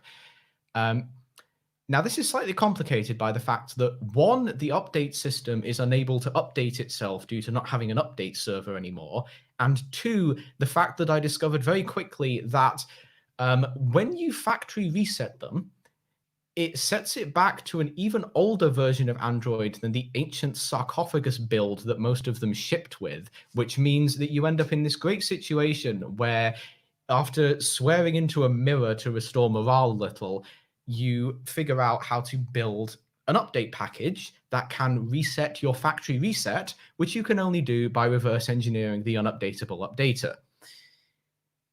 So, after a year or so of my sanity quickly going down the drain and a lot of staring at decompiled Java, did this work? Yes, it did.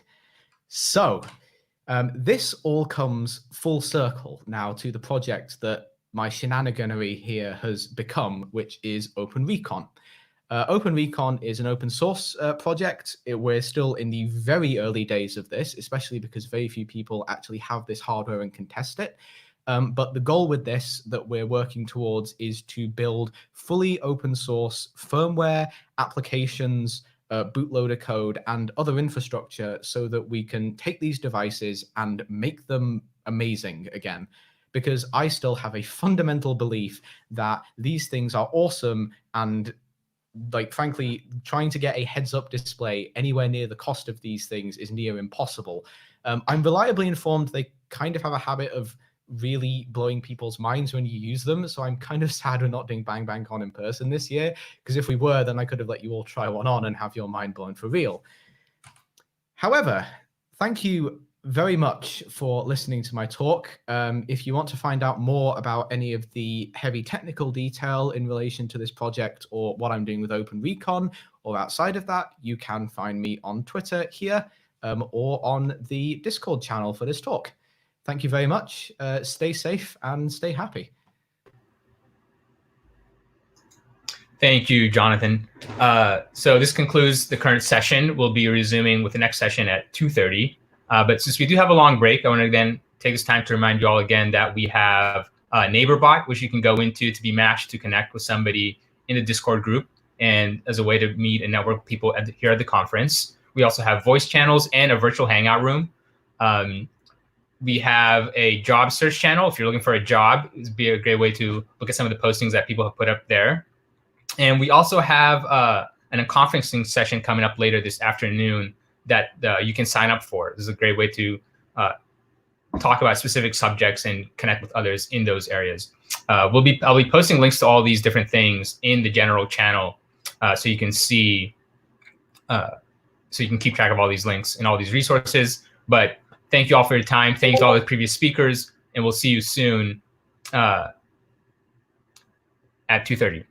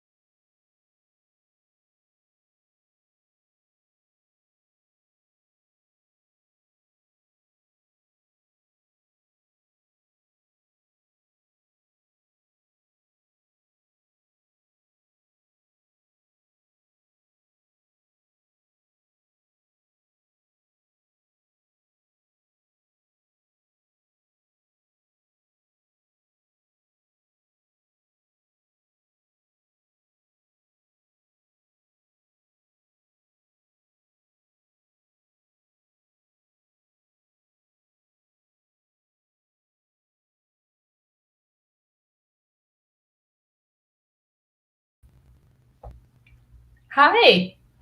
I am very excited to start our next session. I hope everyone had a break and you got some nice drinks and you met some new friends on Discord and where not.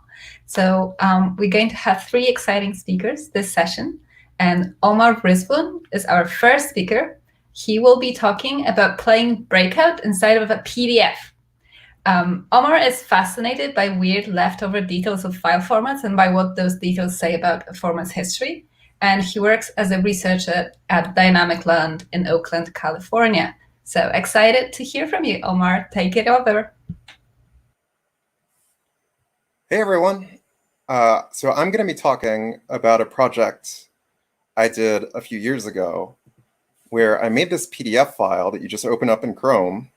It's a totally normal PDF file, and you open it up, and you can play Breakout. No modifications to the PDF. Nothing weird about Chrome. It's just completely standard. So I'm going to talk a bit about how this works, and I'm going to talk about some of the weird hacks I had to do to the PDF to get it to work.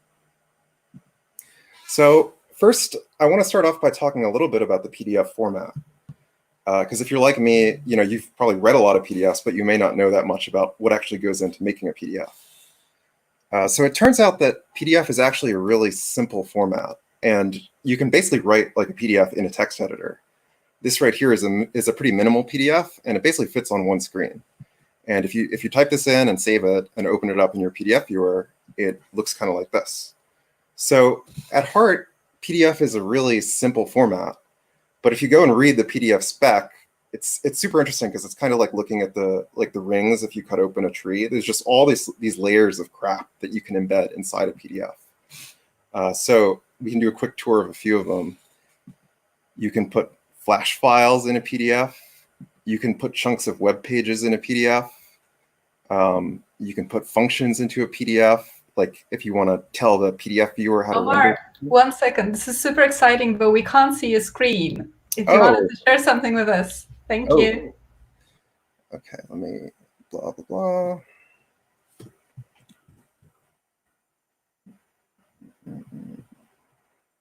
Just a second. Share screen. Sure. Good? Yes, now we. Great. Let me just start from the top.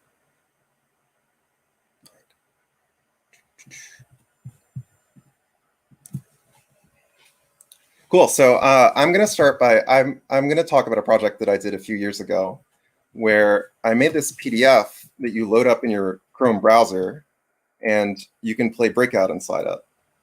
So it's a totally normal PDF, totally normal Chrome browser, and you just open it up and things start moving. Okay, I'm not a great Breakout player. So I'm going to talk about like how that works, and I'm going to talk about some of the hacks I had to do to get it to work. So I want to start out by talking a bit about the PDF format, because you may not actually know that much about it. If you're like me, you've probably read a bunch of PDFs, but you may not know too much about how to make a PDF. And it turns out that PDFs are actually really simple. Like this right here, this text here that basically fits on one editor screen is a complete PDF. You can kind of just type it in and save it, and you'll get something that looks like this. So PDF is not a super complicated format at heart, but over the years, Adobe has added like layers and layers and layers of stuff that you can embed inside PDFs. You can put Flash files into a PDF. You can put chunks of web pages into a PDF. You can put functions inside a PDF, like if you want to tell the PDF viewer how to render colors and things like that. You can put rich text inside like a form field in a PDF. Like there's actually like a subset of XHTML that you're allowed to put inside PDFs. You can put video, you can put sound. You can even put 3D models into a PDF, which I think is pretty wild.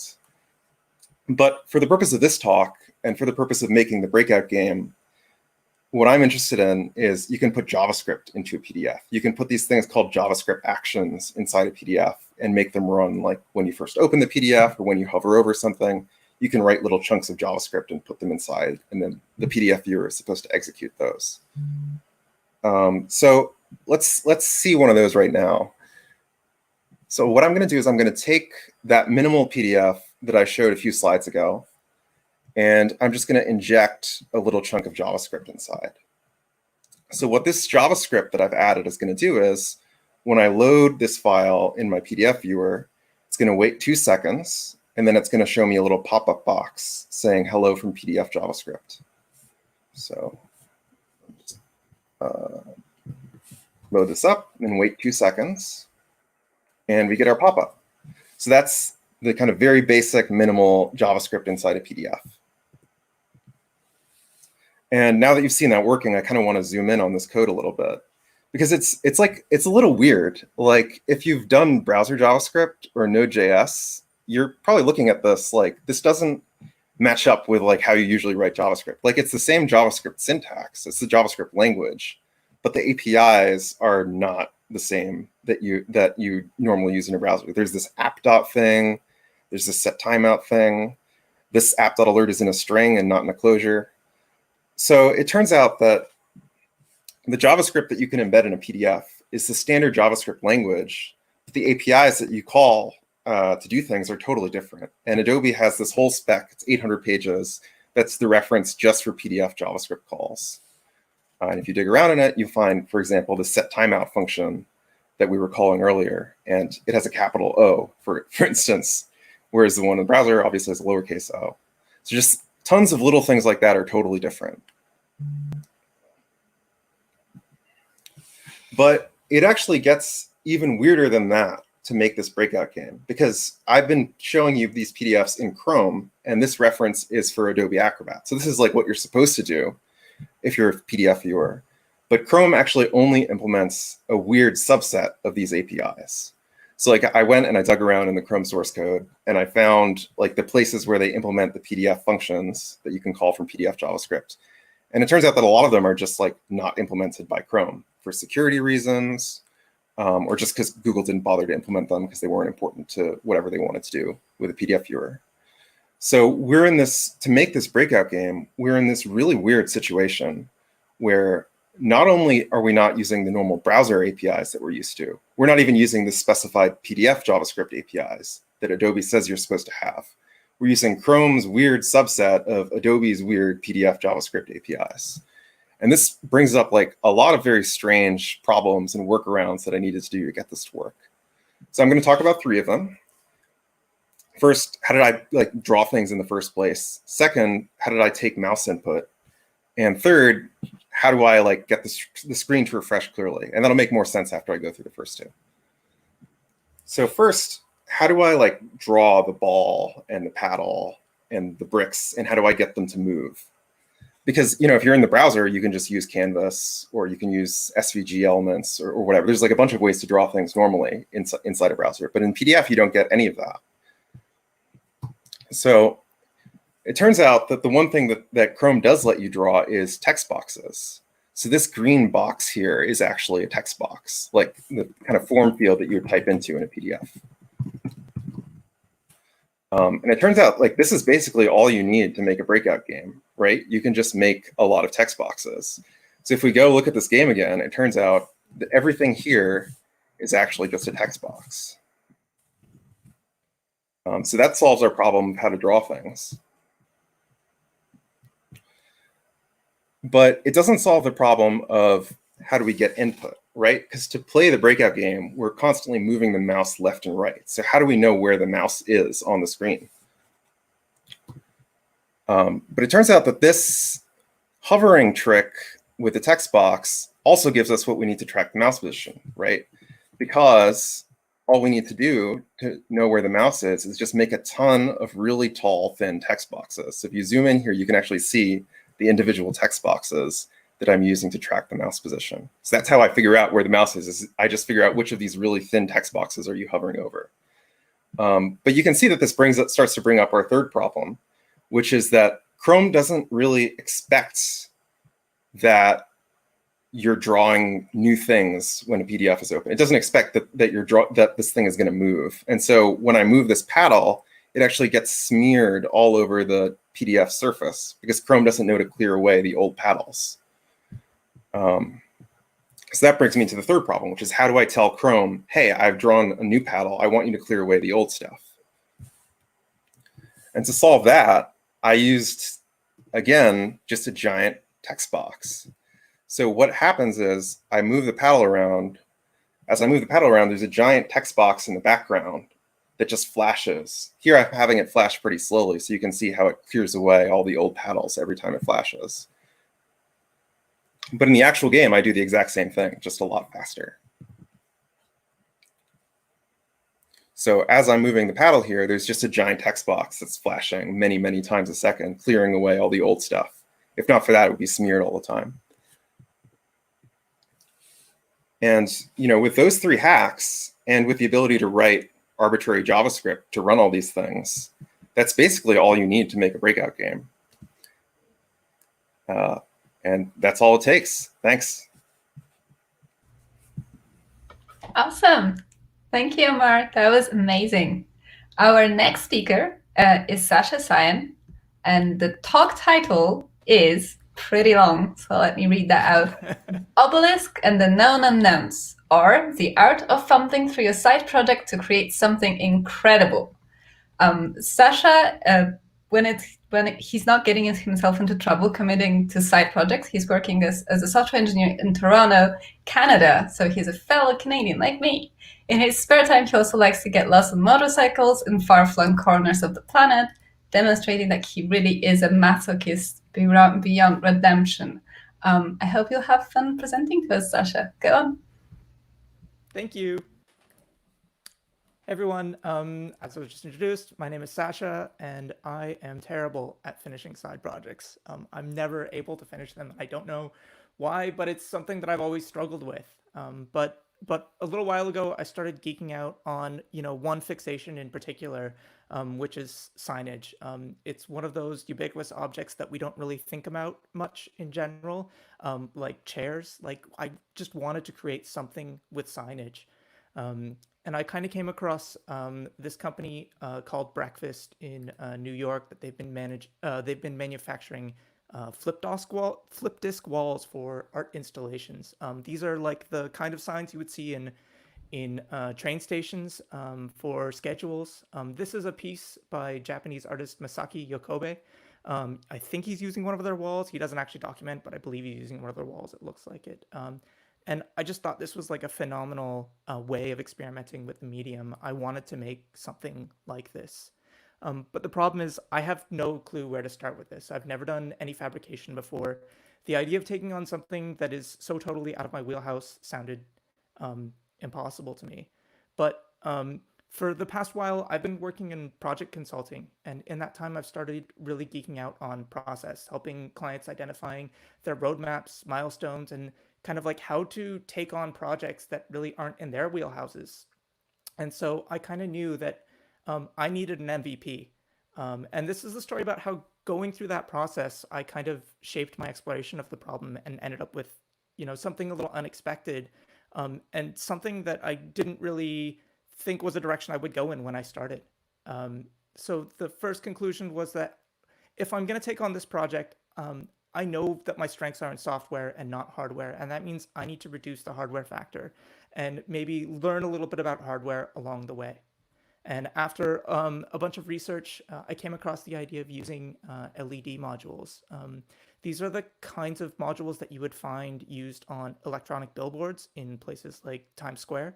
What happens is they bolt a bunch of these together, and they create these huge displays with them. They're completely modular.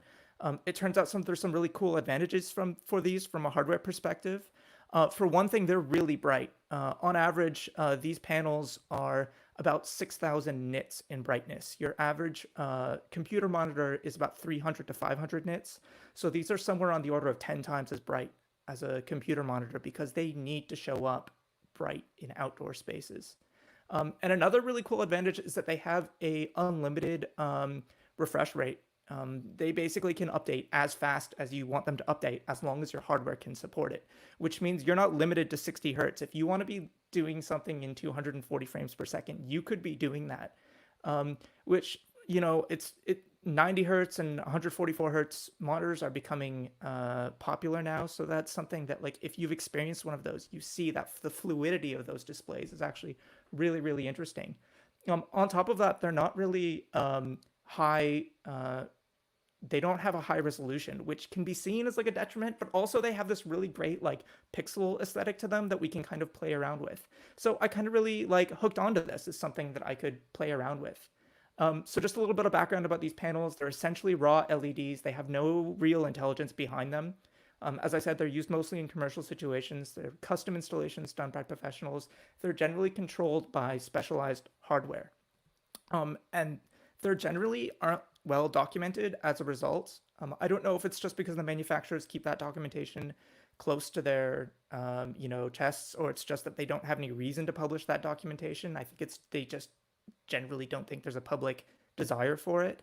But they are ubiquitous. You've seen them in city squares and on the sides of highways. And so an interesting thing is that they're somewhat commoditized, and you can go online and buy these panels for like $10, $20 USD, which is really, really cheap for something that is, so flexible for us. And the fact that they're commoditized and so low level means that there's actually a decent number of people on the internet playing with them. And in particular, I want to give a shout out to Henner Zeller. He's got this repository going on GitHub, RPI RGB LED Matrix. It's a really, really in-depth repository of code and schematics for circuit boards to control these at a low level using an Arduino or a Raspberry Pi. He's done some really fantastic work, and there's a lot of discussion going on in this GitHub repo. It's a really, really invaluable resource. So here's my plan. I'm going to grab a bunch of these. I'm going to strap them together. I'm going to hook them to a Raspberry Pi. I'm going to figure out a power solution of my own. I'm going to somehow mount them in a cabinet. And I'm going to find a way to make the entire thing interactive. Oh, and because I'm kind of screwing around with this as an experimental thing, I need to find a way to make the software easily updatable. Now that I'm at a crucial point in the project, I find myself taking stock of the things I didn't think I'd need to address or didn't know that I would have to plan for when I began. And I think that's like an interesting part of this endeavor that I kind of want to focus on. You really, really need to be aware of the low-level things when you're working with these panels. They don't have any smarts as part of them. You need to be aware of the length of time that you're sending pulses of electricity, and that those match the capabilities of your board, because again, your board is not documented, and these things are measured in nanoseconds. These panels are all multiplexed in really kind of funny, like interesting ways. That it isn't just like you're getting a straight X and Y row and column coordinates. I believe it's to actually prevent the panels from being updated so that they're not really, how would I say this? That there's not artifacts on the screen, so that they're updated in odd ways. And because it's hardware and low-level hardware, things generally don't fail gracefully. And I don't know how to debug off hardware, so this was like a really new struggle for me. This particular issue, by the way, was because I had a failure in one of my power cables. And it turns out that even if you have your signal coming in but your power not coming in, it turns out all your red LEDs will still light up because they are so low current that they will actually still light up just from the signal alone, just randomly. It kind of looks like your panel is having a seizure, and the blue and green components won't light up, but your red ones will. Speaking of wiring, these actually have significant power draw requirements. Yes, they're LEDs, but you're looking at, for a 32 by 16 panel, you're looking at 512 LED components, and each one of those has an R, G, and a B subcomponent.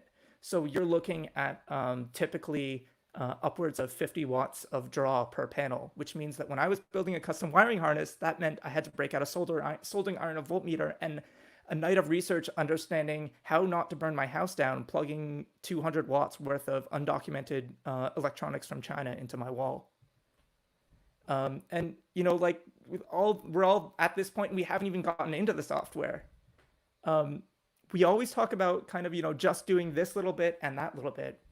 But fundamentally, this is a good reminder that we're bad at assessing the true scope of our work. An hour here and an hour there, these things add up. But that saved me because I kind of knew that I needed an MVP. And more than that, I needed a reliable way to understand risk. Enter the known unknowns. So the known unknowns are this tool that I kind of found out first. Funnily enough, I found out about through an old Donald Rumsfeld quote, but it's apparently a reasonably popular tool within the intelligence community used for assessing risk in state actors. I've been using it with clients at work who've had trouble road mapping their projects with pretty great success. And the idea is that rather than assessing the difficulty or the amount of time that we're going to spend on something, we categorize our roadmap in terms of risk certainty. So there's 4 categories. We have the known unknowns, the known knowns. That's things that we know. Fully determined, we understand both the problem and the solution. We have our unknown knowns. Those are things that we don't know yet that we know. That is the things that we are confident we have a determinable solution for, but we kind of need to understand better what that solution is. We have our unknown, I think I missed one of them. If I missed one of them, there's 4. There's the known knowns, the unknown knowns, the known unknowns. Those are the things that we don't know, the things that we don't have a solution for. These things might need a period of discovery. And we have our unknown unknowns. These are the things that we don't know that we don't know. Not only do we not have a full solution, but we aren't able to fully articulate the problem in the first place or how we might approach a solution. I think part of the reason we get stuck on projects sometimes is that we set ourselves up for these little like micro traumas. We attack our known knowns. We know what we can do. And so we just focus on those things without facing the reality of our unknown unknowns at the end of the road. And if you're going to the grocery store without even knowing how to get there, if the grocery store is open or they have eggs, you're going to quickly become debilitated when you're like, I thought this was going to be simple, but it turns out there were a bunch of unknown unknowns that I should have been taking into account. And these are the things that discourage us as we dig further into our side projects. And these are the things that stalemate us.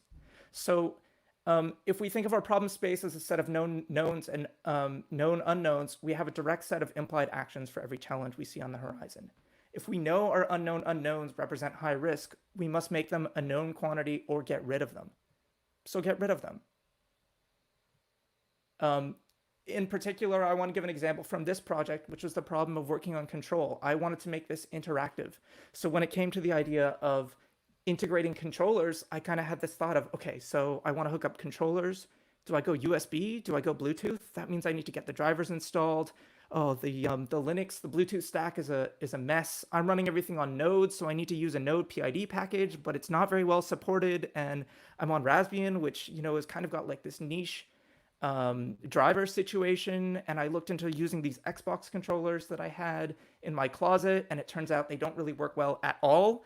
For any PC, they're kind of using their own proprietary signal, and it's just like it was a bunch of unknowns that I couldn't. How do I even handle disconnections? What happens then? If I end up exhibiting this thing in public, how do I prevent controllers from getting stolen or damaged? And fortunately, I knew I needed an MVP. And the answer was right in front of me. I'm a software developer. I work on web projects all the time, and I'm already running my panel and all my scripts in Node. I could just spin up an Express server on the Raspberry Pi. So that's what I did. Have users provide their own phones as controllers and communicate via WebSockets. And everything kind of fell into place from there. So this is Obelisk. Oops, I'm gonna make sure it's running. It is exactly what I've been telling you. It's a bunch of these panels on a Raspberry Pi running an Express server on Node. Express is serving a React client application, and that client application is communicating with the server to allow me to rapidly prototype new ideas and switch between them at different times. So, if I've got something I want to do at a specific moment, I can just add that to this, to both the client and the server, and control both of those things. Each person that connects gets a new slot assigned to them on the server. And we solved the problem of controllers getting lost or damaged. Every phone, so the client actually has controllers on its side. And when you go into something like Pong, the server requests that you open up the Pong controller, which you then can control with your phone. And it gives us unlimited possibilities for interaction. We don't even have to use the screen. We could hook into web APIs like device orientation or web audio. We could create our own little version of like a Wii controller with our phones that are controlled on this screen. This gives us so many possibilities. And furthermore, this reduces the cost of the project. Now I don't even need to take into account controllers. I just have the panels, which we've already established are pretty cheap, and everyone brings their own phone. So it gives us a lot of, possibilities to play with. So, I'm notoriously bad at finishing my projects, but now that I'm comfortable with hardware and I've got a clear path forward for interactions and I've defined these MVPs, it kind of, says to me, building a flip dot display doesn't seem like so much of an unknown to me. Thanks for listening to my presentation. If you're interested in checking out the code for this, I have it up at GitHub. I've also got a small guide as to what you would need to do to get involved in this kind of project. This is the URL. I'll post it in the chat later. Thanks a bunch. Cheers, everyone. Thank you, Sasha. I'm so glad that you got a chance to show it to us, even though we're not physically in the same place. So one great thing about doing an online conference and having the audience being there for us and chatting with us at all times is that we can adjust and we can listen to the needs of the audience. So my babbling away between the talks here is purposeful because we want to give you some time to switch context, to think about what you just saw. Usually when we run the conference in person, there are some hardware issues and we have to switch laptops and people running around and mics are not working. But this has been running so smoothly that we didn't even notice that we're rushing into each talk. So we're going to try to add some padding. We have some ideas on how to do it with our next session. And hopefully this gave you enough time to think about switching to the next presentation we're going to have. Our next speaker is Amy Cash, and she is going to talk about Punch Card Love, a very personal history of computer dating, which sounds amazing. Amy, in 1998, was told by a friend that she should get into computer programming. And 19 years later, she finally took him up on the idea. She's a 2017 graduate of Ada Developers Academy, and she currently develops software for biologists at the University of Washington. I'm super excited to hear the history of dating. So over to you, Amy. Okay, hopefully this is going to work and you will see my screen. Hi, my name is Amy Cash. I am in what is actually very sunny Seattle at the moment. I hope things are well wherever you happen to be. Here in Seattle, we have a museum called the Living Computer Museum where you can go and you can play around with all kinds of old technology.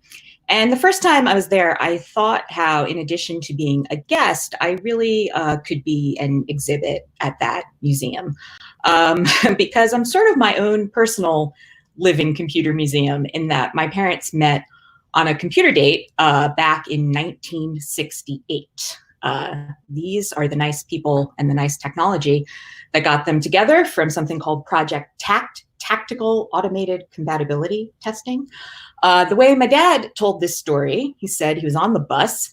He thought to himself, I'm 28. It's time I settled down and had a family. He saw a sign that said computer dating, $5. It was the best $5 he ever spent. My mother found out about it from her sister in Central Illinois. She called her up and my Aunt Norma said, why don't you try that computer dating? Now, it did not surprise me that my dad knew about this or was willing to try it. He was kind of a hipster. But I was surprised to learn that my Aunt Norma even knew about this. But it turns out that computer dating was having a bit of a moment, a big enough moment that it made it all the way to the Bloomington Pantograph. It was one company in particular called Operation Match that got a lot of publicity. They had ads like this one here. There were articles about them in major magazines. The creator appeared on To Tell the Truth, which was a very popular game show at the time. And up in the Catskills, they had special computer match single weekends, which Now it makes me wonder whether the old IBM would have matched up Baby and Johnny Castle, if you're a Dirty Dancing fan. So these got very popular. This article is from 1972, I believe, and there were enough of these agencies that they were thinking about trying to regulate them. This article says that at that point there were 28 just in the city of New York. So why this period of time? Why did this suddenly become a thing? Well, it was a certain era in the history of computing, and it was really the 1960s were in a way the beginning of like mass market computing. I mean, obviously not the way we think of it now, where most people have a computer or many computers or are carrying a computer in their pocket. But compared to the way things had been before, you could rent time on a computer relatively easily, particularly if you were, like a lot of these people, students at some sort of Ivy League college. And it was also the time when they had kind of switched over to a time sharing system. So you could kind of go down, they usually did it at 2 or 3 in the morning to get the cheapest rates, run all these cards, be on your way. So how did this work? Well, you would get a survey. They were actually quite long, and you would answer all manner of questions about whether you liked folk music and if you considered yourself a communist or a New Deal Republican and that kind of thing. You gave numerical answers, which went into a sheet like this. Those were then put onto punch cards and run through some sort of matching program.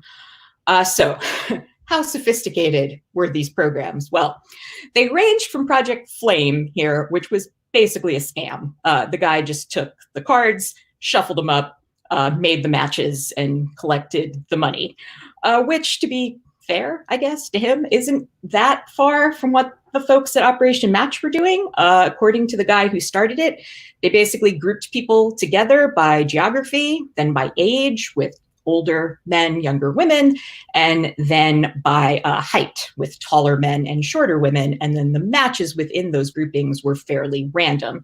So all those questions people answered didn't amount to much, but the founder said he thought it would give people something to talk about. And I guess, hey, I hear you're a New Deal Republican who likes folk dancing is as good of an opening line as any. The best documented of these programs wasn't really from starting a company. It was a kind of a class experiment at Stanford in 1959. These two guys were in a class on computing, and for their final project, they created what they called the Happy Families Marriage Project, where they tried to match 49 women and 49 men and then have a party where they would all meet each other. They used this IBM 650, which was cutting edge technology at the time. It could process about, I think it was 200 punch cards a minute. So this process took about 9 hours. They were very patient.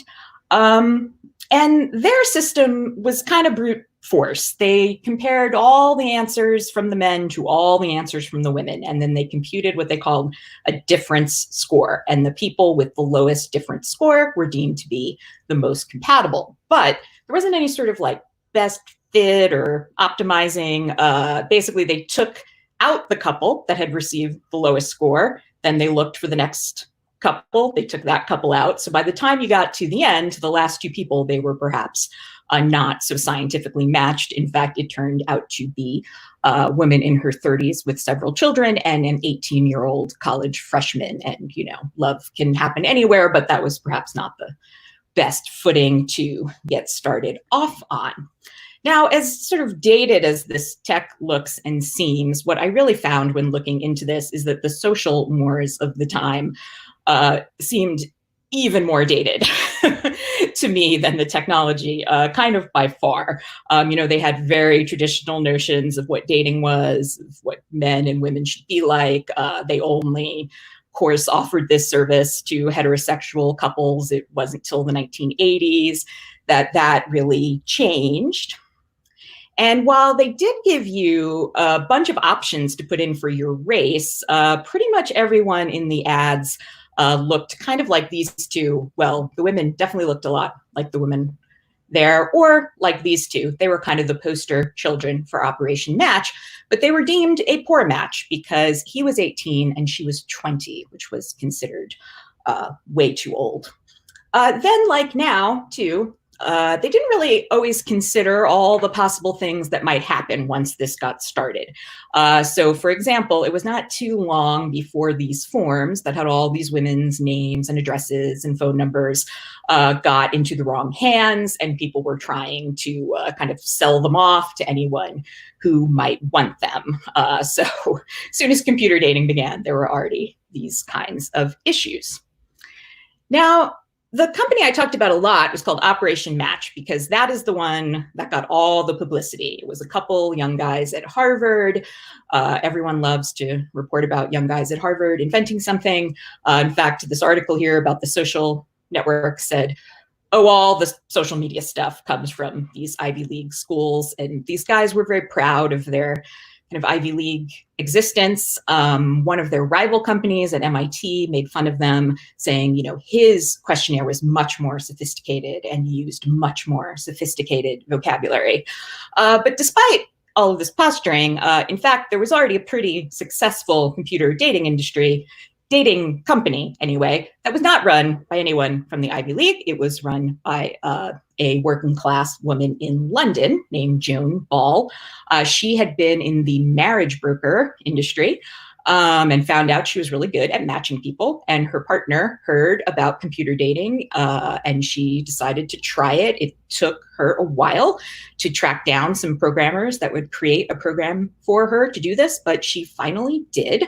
And she also had trouble at the beginning advertising, which is interesting because as enthusiastic as they were in the US to talk about Operation Match and make, you know, humorous innuendos in these articles, she had trouble advertising at all because what she was doing was considered a little, you know, unseemly. But she had a really good idea, which was to advertise on pirate radio, which was another, you know, technology and cultural trend of the time. So she kind of brought those two things together through this advertising. And after a few years, as this became more acceptable, she was able to advertise in the papers. So her agency ran for a relatively long time. Most of these ones we've talked about in the US, you know, they stayed around for a couple years and then they were gone. Hers ran into the 70s, but like a lot of things, the technology was not really quite ready for what they wanted to be doing here.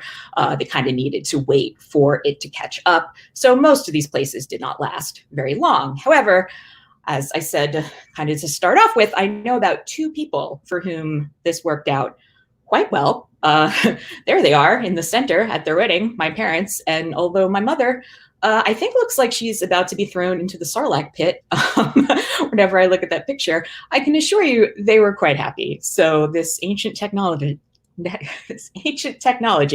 worked out pretty well for me. So thank you. Thank you for sharing that. That was awesome and very lovely. I think everyone has bubbly, positive feelings now. Thank you, Amy. I hope a happy note. So if you want to chat with Amy a bit more, if you're in Discord, we've got Discord channels. We also trying to make sure that every speaker that's on Twitter will be pinged on Twitter. So for those of you who are following from home and not on Discord, you can ping them there. I'm sure everyone will be happy to answer questions. Everything is very exciting. Our Twitter is very intense and blowing up. That's why I'm so excited and trying to stop myself from just over-exciting everyone around. A bit of housekeeping. After this session, we'll have unconferencing. So for those of you who are on Discord, you have a chance to do unconferencing sessions. We had a spreadsheet going on with signing up for those sessions, and everything will be there for you to join and decide which session you want to take part in. For those of you who are not on Discord, I want to take a break because maybe you don't want to do unconferencing. We'll be back with our streaming at 4 p.m. Eastern. And just before we break, I wanted to thank our sponsors again, because this wouldn't be possible without being able to pay for, you know, all the streaming services and for our amazing, amazing confreaks, and also for amazing scenography that's being done by Mirabai, I am forgetting the name of the company. I'm very sorry, but Mirabai is amazing. And you can enjoy also the live stream captions thanks to her being able to react very quickly. So just to keep in mind that this wouldn't be possible without all of you and without all of our speakers and without all of our sponsors. I'm going to leave you with that, and we'll be back 4 p.m. Eastern. Thank you.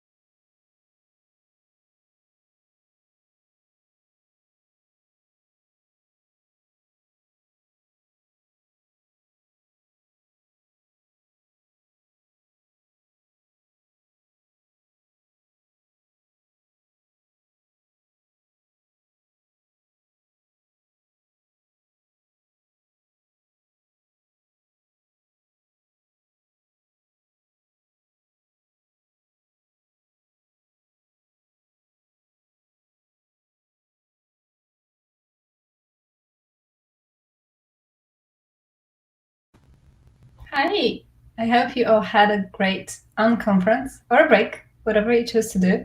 I know that some people use the unconference to talk about not necessarily super technical things, and we also had a music jam going on. So whatever helps you be excited and connect with other people during this unconference time, just do whatever you need. It's really cool to see, the ideas popping up. And we are on for another session. We have two amazing speakers. The first one is Dylan Nugent. The talk title is Let's Implement DNS to Learn History. And a bit about Dylan. He's a programmer who just moved to Brooklyn from San Francisco. He's currently recovering from being a manager by spending time at the Recurse Center, a self-directed retreat for programmers who want to learn about things such as the minutiae of networking protocols. And when he's not building DNS for fun, he's probably backpacking, singing karaoke, or both. I'm kind of confused how he can do both, but I'm excited to hear from you, Dylan.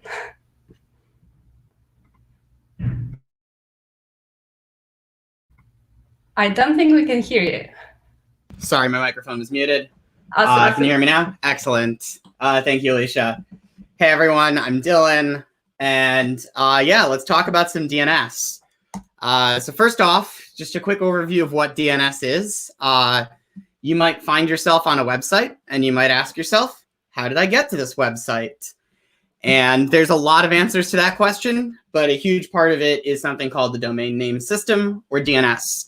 And what DNS is it's a series of records about domain names like google.com and their locations on the internet and a bunch of other details that might be useful.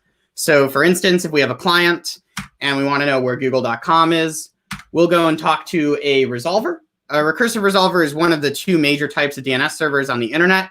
It's going to be able to answer any question that we've got. And it's going to go talk to authoritative servers that know part of the answer. So the root authority won't know where google.com is necessarily, but it will know who controls .com. And eventually, through a series of requests, we'll get to an authority that actually knows for sure either where google.com is. So in this case, we've got an IP address for google.com, or possibly we'll get that domain doesn't exist if the authority is 100% certain that the domain does not exist because it controls that realm and there's no such domain inside of it. And this is the high-level overview of DNS. We ask a question, a bunch of authorities get queried, and eventually we get a response. But I was finding myself wondering, like, how does that actually work? What's going on underneath the hood? So I thought I would go read the DNS specification. And it turns out that DNS is actually defined in a series of specs called RFCs, or requests for comments. And these started off as basically memos that computer engineers were just sending to each other in the 60s and 70s, asking for like, hey, here's how I implemented this thing. What do you think? And DNS isn't defined in one of these, or in 20 of these, or in 100 of these. It's actually defined in 266 different RFCs, which is a lot of reading.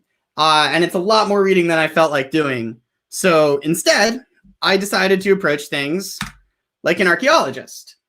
And when an archaeologist is not taking priceless artifacts and replacing them with carefully weighted grains of rice, or running away from poison darts and into pits full of snakes, what an archaeologist does is ask the question, what is this artifact? What was the culture that created it? What was it used for? And what can we learn about that culture from looking at it?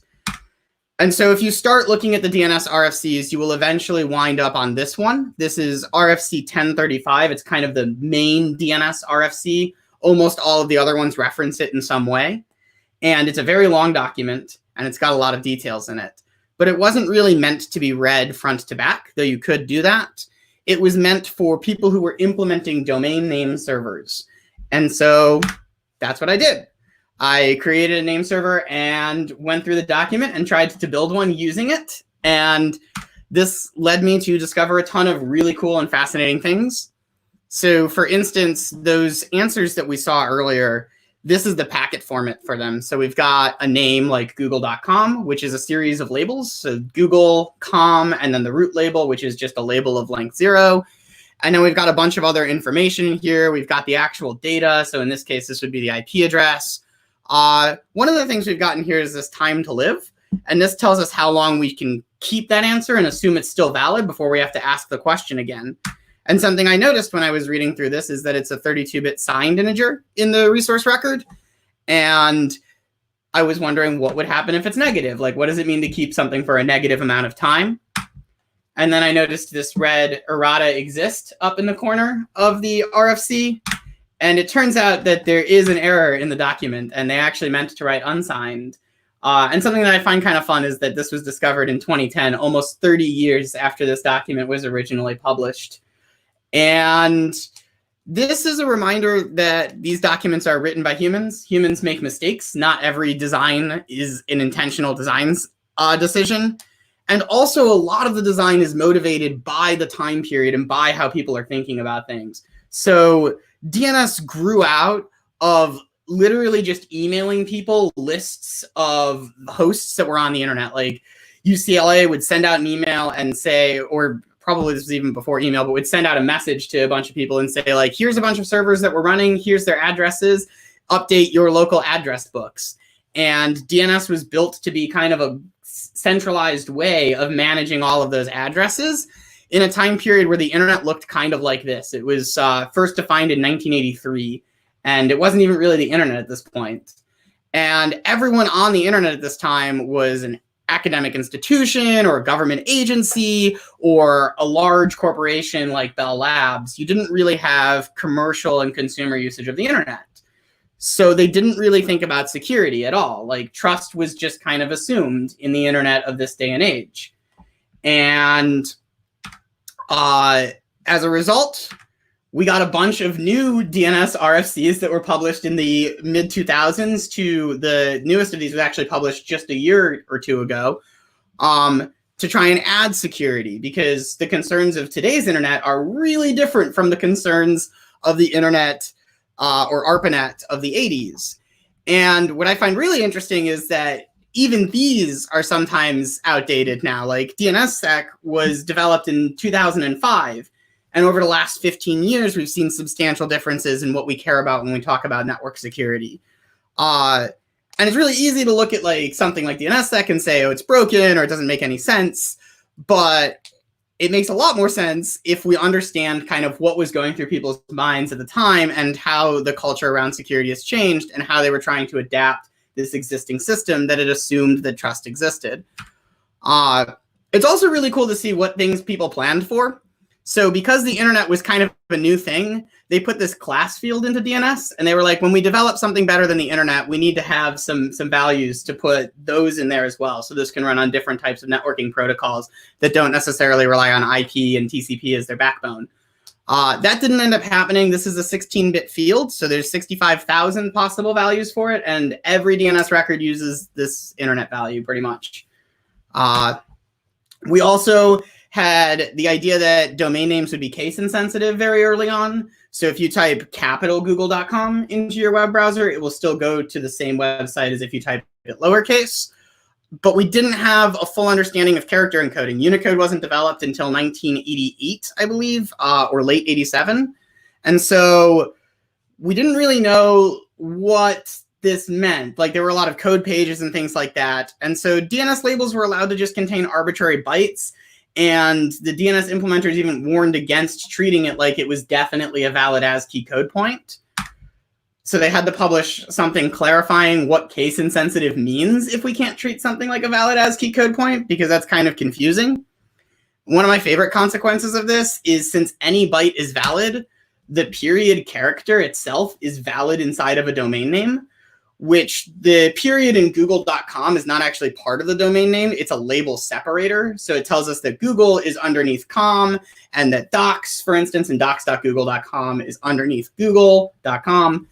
But we could also just query for a top-level domain whose label name is google.com. And here's Google's recursive resolver, which is 8.8.8.8, telling us that that domain doesn't exist.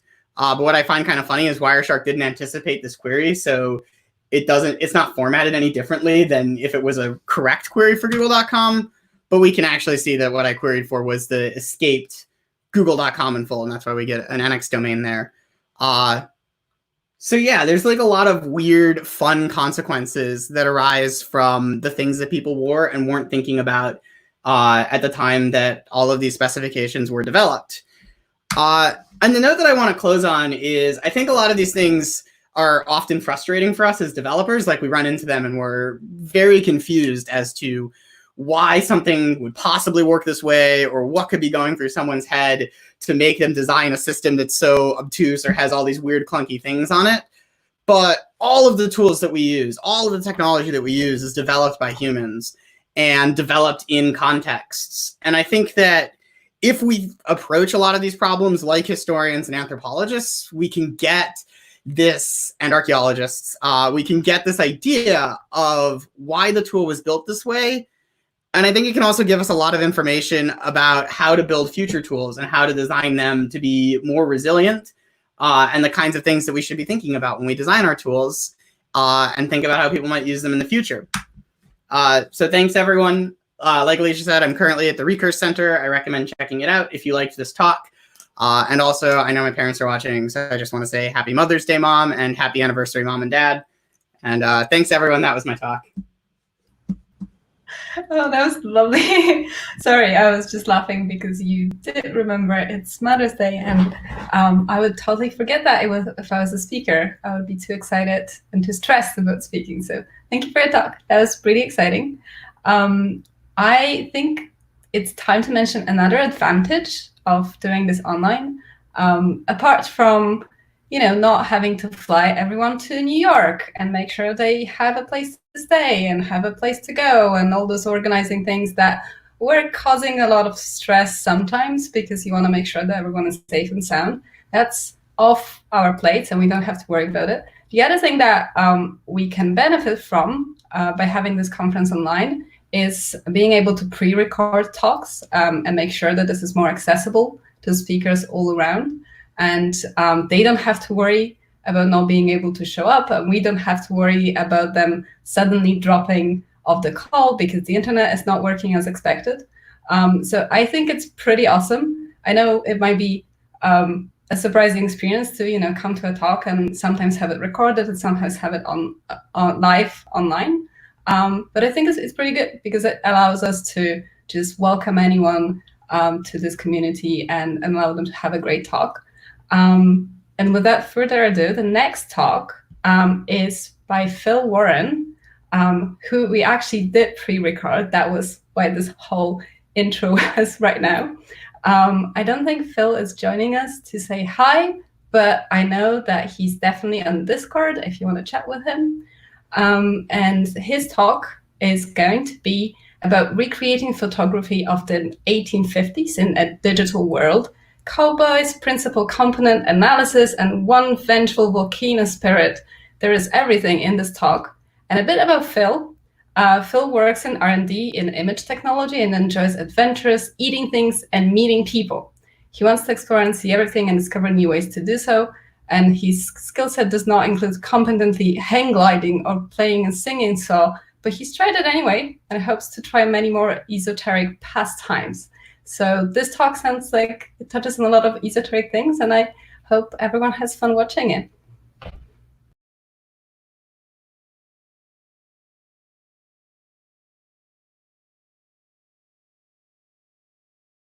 Hi, I'm Phil Warren.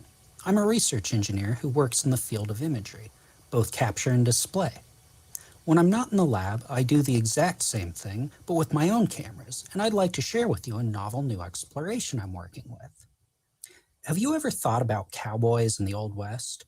I assume for any coder, maker, or engineer, the answer to that is constantly. Every now and then, I'll be looking through vintage photos and notice the uncanny appearance of the subject in the late 1800s. So what was going on back then? Did the babies all have glowing eyes, the mothers tons of freckles, and the men a face to suggest they've seen visions of their own untimely demise?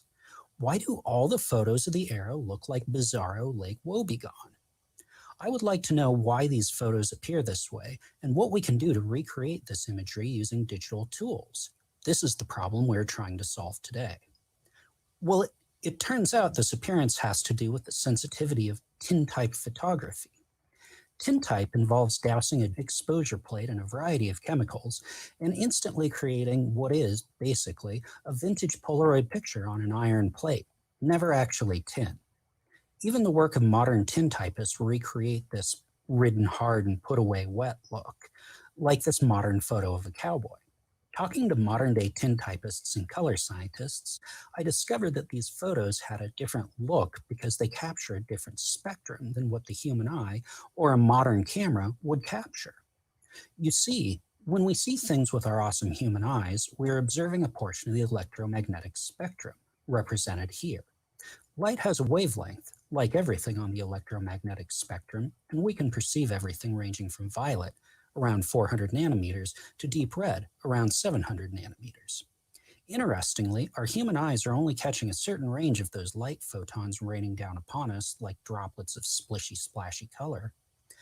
Above the red wavelengths, infrared photons go unperceived, but these aren't what we're talking about today. And below the blue wavelengths, ultraviolet photons are likewise not seen. Emailing back and forth with color scientist Neil Lund, he sent me this plot, which explained that the spectral sensitivity of the vintage emulsion surfaces would range more from 330 nanometers to 510. This means our vintage photography uses a smaller and offset spectrum from what the human eye sees. Cameras, unsurprisingly, are set up to mimic human eyes. However, the silicon sensor in the back of the digital camera is, by itself and before the camera is fully put together, sensitive to a much wider spectrum, 300 nanometers to almost 1100. If cameras actually photographed in that range, however, the photos wouldn't accurately resemble the world the photographer was trying to capture. See, the image on the left doesn't look right at all. To ensure that cameras do accurately capture color, a manufacturer would now install a hot mirror to bounce back photons invisible to the human eye. This is the camera that gets sold on the market, which accurately captures visible light and nothing else. Now you can take apart a camera and tear out the optical filter that blocks invisible photons, thus returning your sensor to catching all the photons, visible or otherwise. In order to photograph the ultraviolet world, we have to do this.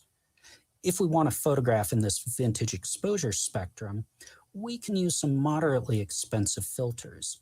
The BG25, which will allow UV and blue spectra to enter the camera, and the Schott S8612, which cuts out infrared and, unfortunately, some of the lower UV wavelengths.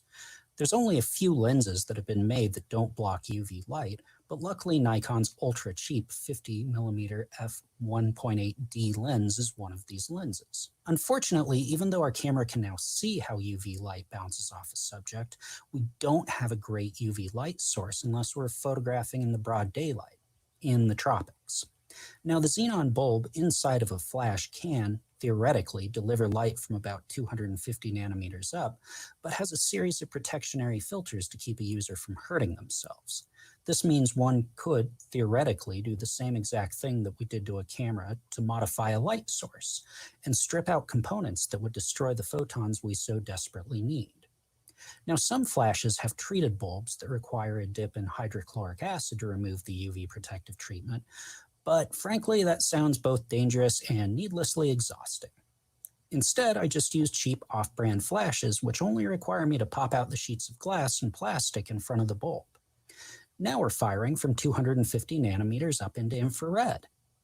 Because I want to leave the option of artistically providing more UV light than other light, I also attached a filter mount to my newfound full spectrum flashes. Now, if I screw an incredibly expensive UG11 filter, which blocks everything but UV, I have a high-powered speed light that doesn't fire in the visible spectrum, a dark flash. But we got to stop right here and talk about safety. It's a little easier to talk about UV safety when you break it down into 3 bands. UVA, closest to the visible spectrum, is very bad for your eyes. UVB, next closest, is very bad for your skin. UVC, furthest from the visible spectrum, is bad for life in general. Now, UVC is mostly destroyed by the ozone, so we don't get much of it from the sun, and very little can be put out by a xenon bulb, so luckily we don't have to worry about this.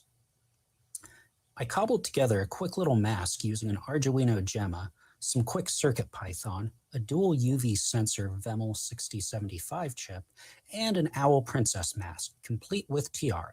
Science isn't always pretty, but a non-zero amount of the time, it is. This chipset does the math for me and reports on what the UV index would be from the UV blast they're getting hit with.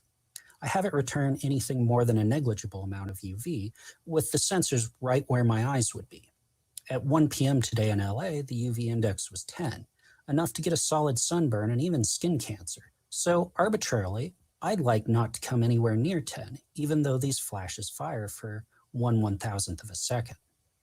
An interesting aside, as UV is highest where there's the least atmosphere, the highest UV in the world would be the highest altitude points in the Tropic of Cancer in a cloudless climate. On December 29th, 2003, a world record UV index of 43.3 was detected at the Licancabur volcano on the border of Bolivia and Chile. The Atacama people once worshipped and feared this volcano as a powerful and capricious god. So whether or not this ties to the unearthly levels of UV there, it does let me mention a vengeful volcano deity in my talk. Back to the strigiform friend sitting on my head. Its sensors integrate at 200 nanoseconds, and after a few test flashes, let me know I'm facing a UV index of around 1. Nowhere near capricious god levels, or even late afternoon LA levels. This is well within what OSHA would consider an acceptable parameter, so I would say we're fine to continue. I promised I'd give you a live demonstration with a subject and was planning on using an audience member. I suppose there's only one way to achieve that now, provided we get fungible with the term live. We'll just step into my photo studio, and by which I mean bedroom. Hey, are you ready to have your photo taken, Phil? Ready. Okay, just look straight into my lens. 1, 2, 3. Obviously, now that we've moved beyond the realm of visible color, the camera didn't quite know what to do with this, so our red, green, and blue channels in the camera are kind of all over the place. We're ending up in black and white anyway, so one might think that wouldn't matter, but we find that we can't quite recover a pleasant tonality here. In fact, no matter how I white balance in a graphics package, in this case Lightroom, I still can't quite get it to look right. If you only take one fact away from this lecture, it's that finding proper white balance is imperative to good digital photography and imaging, even in black and white. To find this white balance, we can use something called principal component analysis, or PCA, to reduce a raw photograph to a conceptual three-dimensional point cloud, where each pixel is sorted from brightest to darkest on the z-axis, setting the chromaticities, or color, of each pixel on the x and y. Because colors tend to be neutral in bright and dark sections, we can cut out the middle 90% of the pixels and use the remaining 10% to draw a vector and see how we can write that vector if it's pointing in a wonky, non-neutral direction. Unfortunately, as intricate as this is to explain, it proved to be far more difficult to illustrate the point cloud. In a pinch, you can also use RawPy's auto white balance feature to import your RAW file, which is better tuned to wacky hyperspectral practices than any GUI-based photography software. And with a few tweaks in local contrast and exposure, here's our recreated 1850s photo, as compared to the same photo taken with a normal camera. And again, if you want to hear more about this or other novel photographic techniques I'm working on, I'm Phil Warren. Grab me after the talk or visit my website at philwarrenphotography.com or find me on social media. Thanks for listening. Wow, that was awesome. Now you see why we can have pre-recorded talks that are just amazingly done. Thank you, Phil. You've put a lot of work into making it great. And I think we all enjoyed that one. So this is it for this session. We're going to have another session coming up in just a few short minutes at 4:30. Oh, sorry, I have misread the program. We have a break right now, and we're back at 4:45 p.m. So we've got a bit more time than I thought, about 20 minutes till you see us for the last session of the day.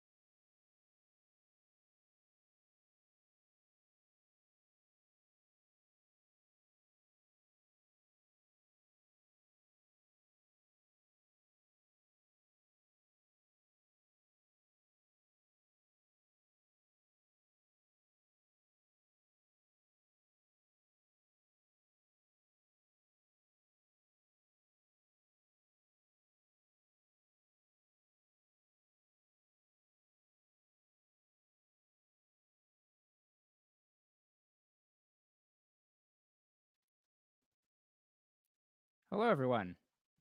Welcome back.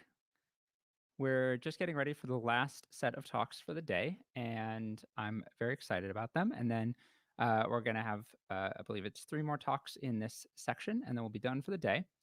And then we'll be back tomorrow at 10:30 a.m., just checking the schedule, for our keynote talk with Allison Parrish. So we're very excited about these last talks for the day, and then we'll be only halfway done with Bang Bang Con. So there's a lot more excellent talks coming up in the future. Let me introduce our next speaker. So Shar is going to give us a talk called Email. Let's see. Shar, here's the intro. Shar thinks about email protocol a lot, but spends all day practicing social protocol by writing some emails. So Shar, why don't you take it away? Sounds good. Thank you so much for having me, and thanks to the whole Bang Bang Con team for doing a wonderful job at everything. So hi, everyone. I'm Shar, she, her, or they, them, and I'm here to talk to you about email today. My qualifications for talking to you about email is that I am an avid email user. That's right. You can talk about email just as much as I can, and we can all talk about email. And I'm super excited that there's a channel to talk about it afterwards, because there's a lot of people who have a lot of really great things to say about it so far. Even so far, there's been a lot of really great postings about it, about email in the channel. Okay, cool. So let's get excited about email. But why? After all, like many of the tools that we use today, email is a tool that was made, is a wartime tool. It was made it was made for the internet's predecessor, ARPANET, by Roy Tomlinson. And even that, the beginning of email, the inventor of email, is contested. It is debated between who made email, between Shibuya Ayyadurai, who created the kind of desktop or a desk analogy for email, and Roy Tomlinson, who created like the protocol for it. It's like very heatedly contested who made email. And also the email is people say that email is exactly like the post, or is an analogy to the post system, except all of the letters are all of the envelopes are transparent. So it's like, okay, why should we get excited about this thing? It's just kind of here all the time.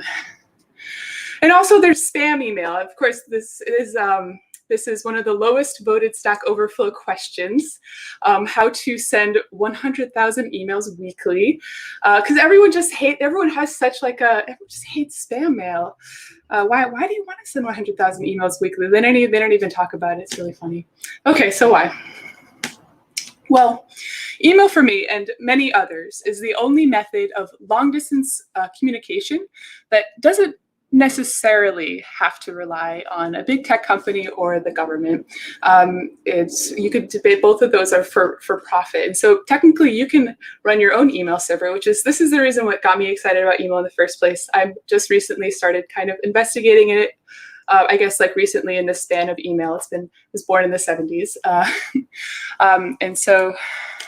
And also there's a call to embrace maintenance over innovation. I think Tae-Yoon's keynote touched on this a lot too, in that like email's here and it's here to stay, and email is like the internet passport it's always been the internet passport. It's kind of like if you want to, have an identity on social media, use your email. If you want to get verified on Neopets, you use your email. It's just kind of like the form of identification that everyone uses. And so it kind of has this potential because it has the potential to be peer-to-peer, and it's already so widespread. It has a lot of potential hidden within it. And so that's what my big inspiration of this talk is about. And now we kind of got over like the big overview. I want to talk a little bit about some cool email fun facts I came across in my research. And this is in the SMTP secure mail transfer protocol. We'll get back to SMTP later, but this is in the SMTP specification, in that you can add a plus at the end of the first part of your email. So if your email is like contact@charstyles.com, I can do contact plus, and then I can put whatever I want and it'll send it fine. It'll ignore everything after the plus. I like to think about it as you could make it a little diary that you can put in, you know, how you're feeling that day when someone emails you back or a bot emails you back with that email. Be like, oh yeah, I was feeling like that day. And also in the specification, it ignores dots. So I can be Char Styles or I can be Char's Tiles. Another really cool story about email is how Git came to be. And you can, and Git itself, like Git itself is maintained through an email list. And that's, I had to put one slide about this story just because it's really cool. So Linus Torvalds had Linux being maintained on this like company servers called BitKeeper. And when BitKeeper started to kind of roll out its like paid plan, they wanted to get away from that. And so he made Git, which allowed you to have your own open source project be self-hosted, and for it to be maintained through an email list that you would send a request to a patch as like to the email list, and then it would relay that to everyone else, and then people would comment on like an email chain, and then that email chain is a documentation for the patch. And so it created a more conversational based like maintenance system. So I think that's really cool. I haven't tried like sending a patch through an email yet, but that's a goal to do that one day. And so I said I'd go over SMTP again. This is again in the RFC, which is kind of like the Internet Standard Protocol document of SMTP. It's just really simple. I wanted to kind of go over how you can hand send an email. So this is hypothetically how you can send an email, like using, if you have Windows, you would install Telnet. And if you have Linux or Mac, you can use Netcat. And so you'd say Telnet or Netcat, and then you just say the server that you're going to be connecting to send, and then the port, which is 25, which is the email port. And then you say, so this is part of the protocol now. So after you connect to that, you start writing SMTP protocol. The first thing you write is hello with one L, and I just think that's the most adorable thing. You can also do hello or EHLO. I don't know why they could do either one. It's like so wishy-washy. I love it. And then you can say, you don't have to, but then you're supposed to say the server that you're connecting to. And then after that, you can say whatever you want. So you can say, this is called like the SMT banner. And so you can say like, hello, and then the server you're connecting to, nice to meet you. And you don't even have to put the server there, but if you don't, you're probably gonna, there's a lot of things that can get you put on the spam list, but I'm gonna get a little more into that later. Right now, we're kind of looking at the beautiful simplicity of SMTP. And then you say who you're from. Like you just say who you are, and then there's no verification. Just say, hey, what's up? I'm this. Then you say who you're sending it to, and then you say data to kind of prepare. Be like, okay, I'm gonna talk about data now. Yeah, I'm gonna put my data. Again, so this is the display name is for like the email renderer for like whatever you're using. Oh, am I already at 53? Oh, when did I start? That's okay. Okay, and then you just have the subject and then the email body, and you end it with a period. It's like a sentence. I just love the simplicity of this. But I wanted to quote Hillary Orman, who wrote a great book about email encryption. She says, though this seemed like a logical, though this seemed logical, it runs into a variety of problems. So yeah, it's awesome. It's really simple, but then it runs into a variety of problems. So email, because of the simplicity, because it's like almost naivety, it becomes sort of like a Frankenstein's monster, where things just started to like for attachments, you just add more to the header. Then you have MIME for that, and then you have other sorts, like if you want to add encryption, you just keep adding on to the header, and it becomes this kind of like this Frankenstein of a software. But honestly, like what software do we use that's not a Frankenstein? So it's not. So I was thinking, how are we going to get more excited about email? And I was thinking, and I thought, well, what's hot right now? There's this Bitcoin, there's 3D printing, there's machine learning. Those things are all pretty hot right now. All right. And I was saying, what's at the intersection of these three things? Well, they're all pretty unreliable. Unreliable Bitcoin, unreliable 3D printing, unreliable machine learning. Well, a euphemism for unreliable would be that it just needs faith, right? Just needs a little faith. You just need to pray to it a little bit for it to work. And that's why I made Computer Faith, which is my email server. And I'll just show you it really quick. So it's not like, I know a lot of people very seriously serve their own email, but I feel like I just got into this venture, so it's not at all anything that I need. That thing on the bottom. Yeah. So, but I wanted to show you, so the special thing about this email server is that when you compose a message, I'm going to send a message to myself. Oh, okay. And then I'm going to say, message. Hello. Oh, no, I'm going to use 1L. Hello. I have faith. And then if we go here, oh no, where is it? Did I not send it to myself? Here, message. Okay, cool. Oh, well, it doesn't look exactly the same way that it should. That's because in this email server, I randomly replace letters and I do some sort of, so it's like, it kind of is mischievous in the way that it doesn't accurately send your message, and you kind of have to, like, I think that if you were to sort of send this, you would kind of get it. I have faith. Okay, I get it. But it's not necessarily, like, it doesn't necessarily make sense. What is this? Anyways, that's my email server that doesn't, it just does some simple text replacement, but it was just really fun to make. Anyways, let's go back into my presentation. Again, yeah, there's one thing that I want to take away from this talk. I'm going to kind of roll off the kind of sentiment that's been going on here. So like, as in Dylan said, he says that Dylan talk was about DNS. I really, really love that talk, obviously, because mine's also like historically about an old protocol. The things that people were and weren't thinking about when it was made, and we need to approach it as anthropologists, kind of like, okay, so now, well, email is this way that it is, and if we can just kind of work with that and kind of create something new and beautiful. And that, yeah. Does anyone have any email lists? No?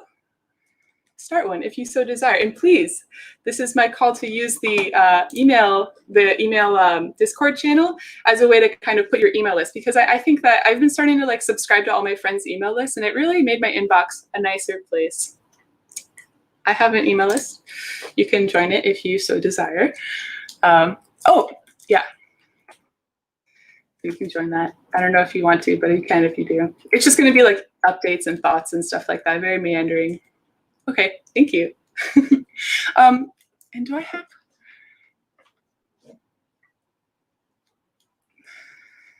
Yep, go ahead. Okay, cool. I wasn't sure on what time I should have stopped, but I also want to say, like, in the emails in the Discord email server, I'm going to put all of these email-based art projects that I have found in my research, and you're welcome to add any that you would like to add as well. And thank you so much for your time and for listening.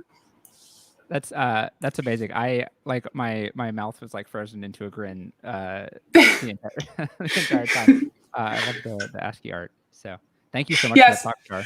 All of the ASCII art that have, so like in the ASCII community, if you have like your initials at the bottom, that's how you like sign it. So all the ones with initials were made by someone else, and all the ones without initials I made. So like, for example, those were made by me. Yeah, that's me. Oh, here. So like, yeah, they'll put the credit. Anyways. Got it. Good. Cite your sources. That's always important. Yeah. Awesome. Thank you so much. Yeah. Oh, that was amazing. I love the Lossy email server. Yes. All right. If you're on our Discord, make sure you're checking out the individual talk Discord chats. There's some amazing discussion going on in there during the end and then after these talks. So I highly encourage you to check those out if you haven't already. Our next talk. So our next talk is by Pius, and I just realized I I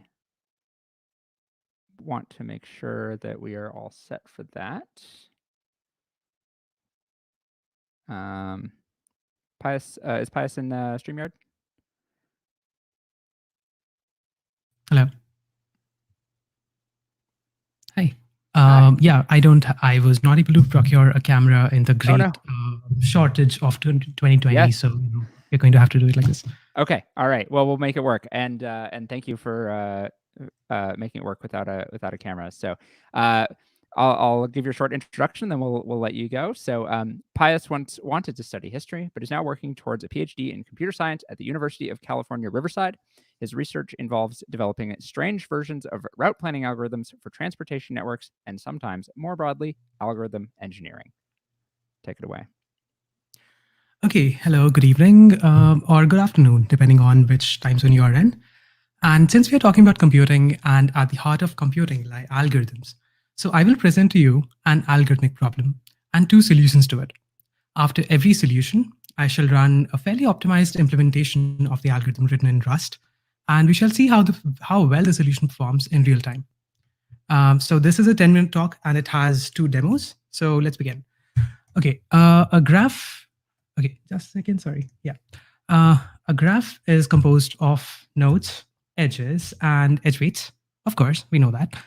And we shall consider only simple graphs. So no self loops and parallel edges are allowed. And we shall assume that the edge weights are always positive integers for now, right? Now the problem that we're trying to solve is to find the shortest path from the source S to a target T in the graph. Sounds simple, right? No, wait. Here's the real problem. We need to find the shortest path on the graph of New York City and San Francisco Bay Area, each of which has about 300,000 nodes and 800,000 edges each. And the reason I have underlined the word shortest there is because the paths are not necessarily the shortest, but they are actually they can be the quickest as well, depending on what edge weights you set. So if you set the edge weights to the time taken to travel between nodes, the paths you get are actually the quickest paths, right? So if the concept of shortest can actually be generalized. Okay, so going ahead. The classic solution to this problem is, of course, the Dijkstra's algorithm, and which appeared in the 1959 paper by Dijkstra called A Note on Two Problems in Connection with Graphs. And no, that is not a typo. That is actually an archaic word in the title of the paper.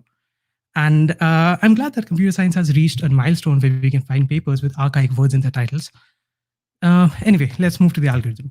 So here is the graph that we had that we took as an example before. And we have added the source S to a frontier. And the green labels in every vertex represent the best known distance to that vertex from the source S. Next, we start relaxing edges.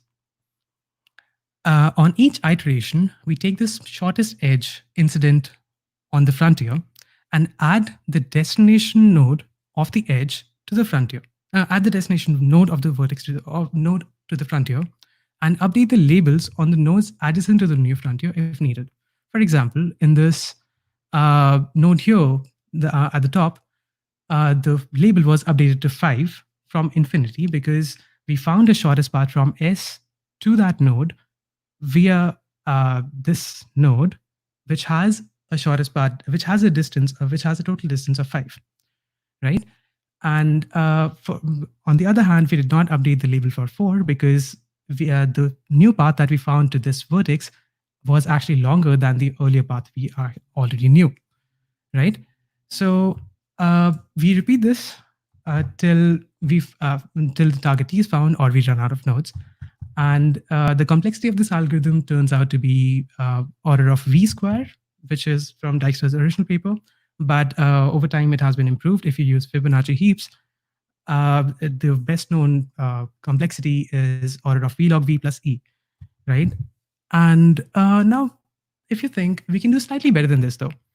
So what happens if you search from both the source and the target in opposite directions, right? So you have one search that goes on, you start developing one frontier from the source and another from the target, and wherever both of those frontiers meet, you should be able to find the shortest path, right? And ideally, that should help us settle fewer nodes, and it should work well. right? Okay, so let's see how well it works. So here, this is the implementation for Dijkstra's, and I'm going to run 100 queries, randomized queries.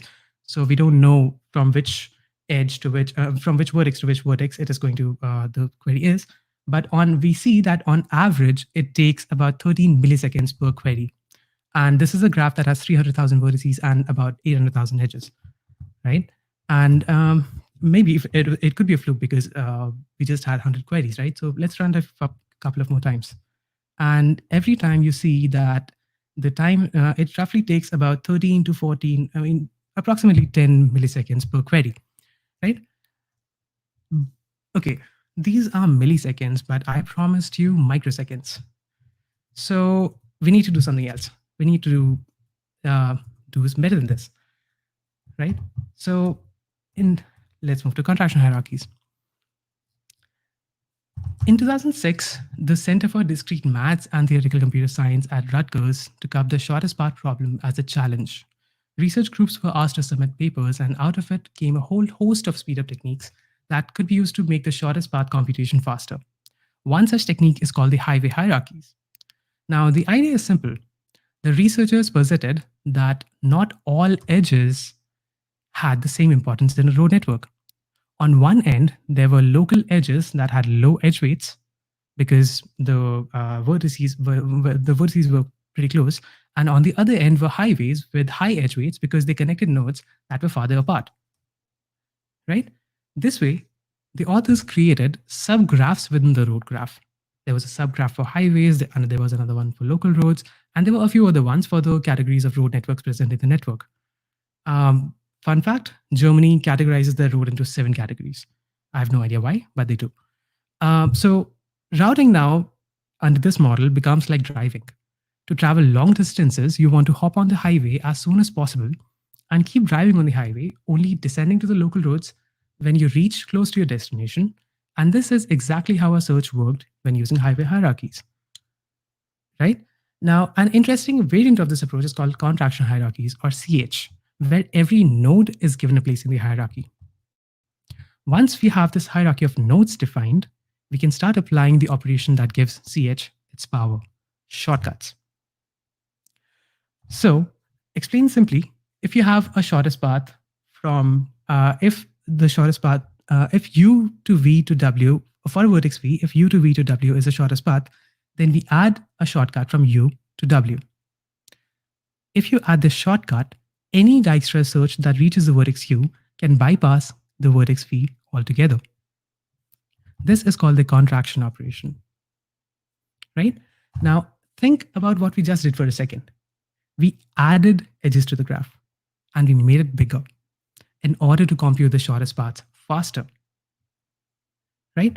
Now, going back to our example of what the running example that we have been taking. So the red numbers are actually the order, are the rank in which we are the ranks of the vertices, or the orders in which we contract them. And if I run the contraction algorithm on this graph, I get that we have to add 2 shortcuts, one from 11 to 13 and another one from 12 to 13. After the shortcuts have been added, the search algorithm remains basically the same as bidirectional Dijkstra's, except for one small change. Our forward search will now only go from lower rank nodes to higher rank nodes, and the backward search will only go from higher rank nodes to lower rank nodes. For example, here, so if our search starts from a vertex 1, it will only reach vertices that are above the rank 1 in the forward search, and vice versa for the backward search. So the backward search only reaches the nodes that are actually higher than vertex 4, because I've, in this case, I reversed the direction of the edges, right? And there are a few considerations that we need to keep in mind when using this technique, which is that in what order should the vertices be contracted, and how do you compute the importance? We typically do it using heuristics, but there are also optimal methods known, so we can use that. And okay, so this is a pretty simple technique. It's slightly hard to implement, but let's see how well it works. And I'll switch this again. And okay,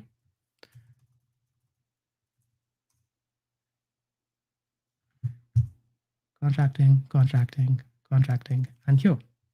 So we ran the bidirectional dextrose again, and we are just doing it for 10 shortest paths.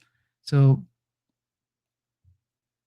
we got a latency of 9 milliseconds per query, whereas using contractional hierarchies, we are able to reduce it down to 43 microseconds. And the reason we are able to get this is because we have drastically reduced the search space for the bidirectional dextrose that runs in the query phase of the algorithm.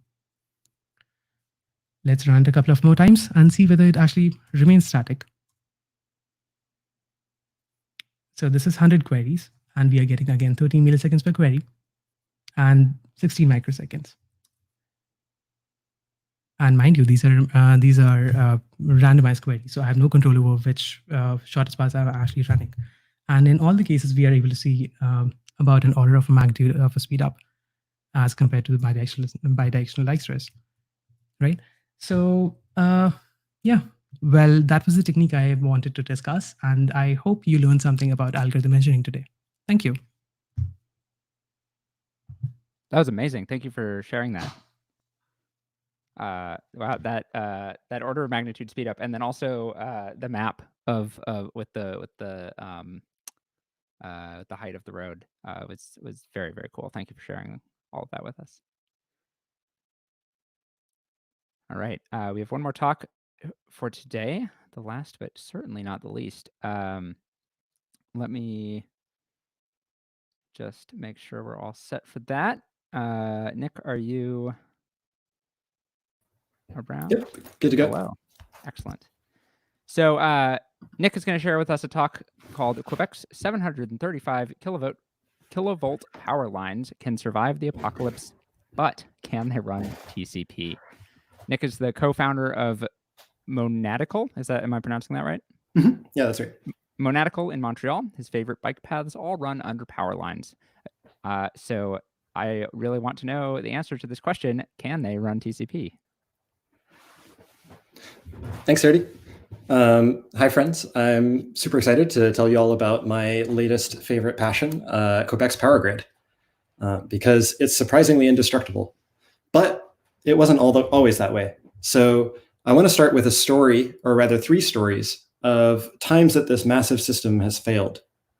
So when Quebec originally designed their power grid, they knew that it was a snowy province, and they knew that they'd have ice storms.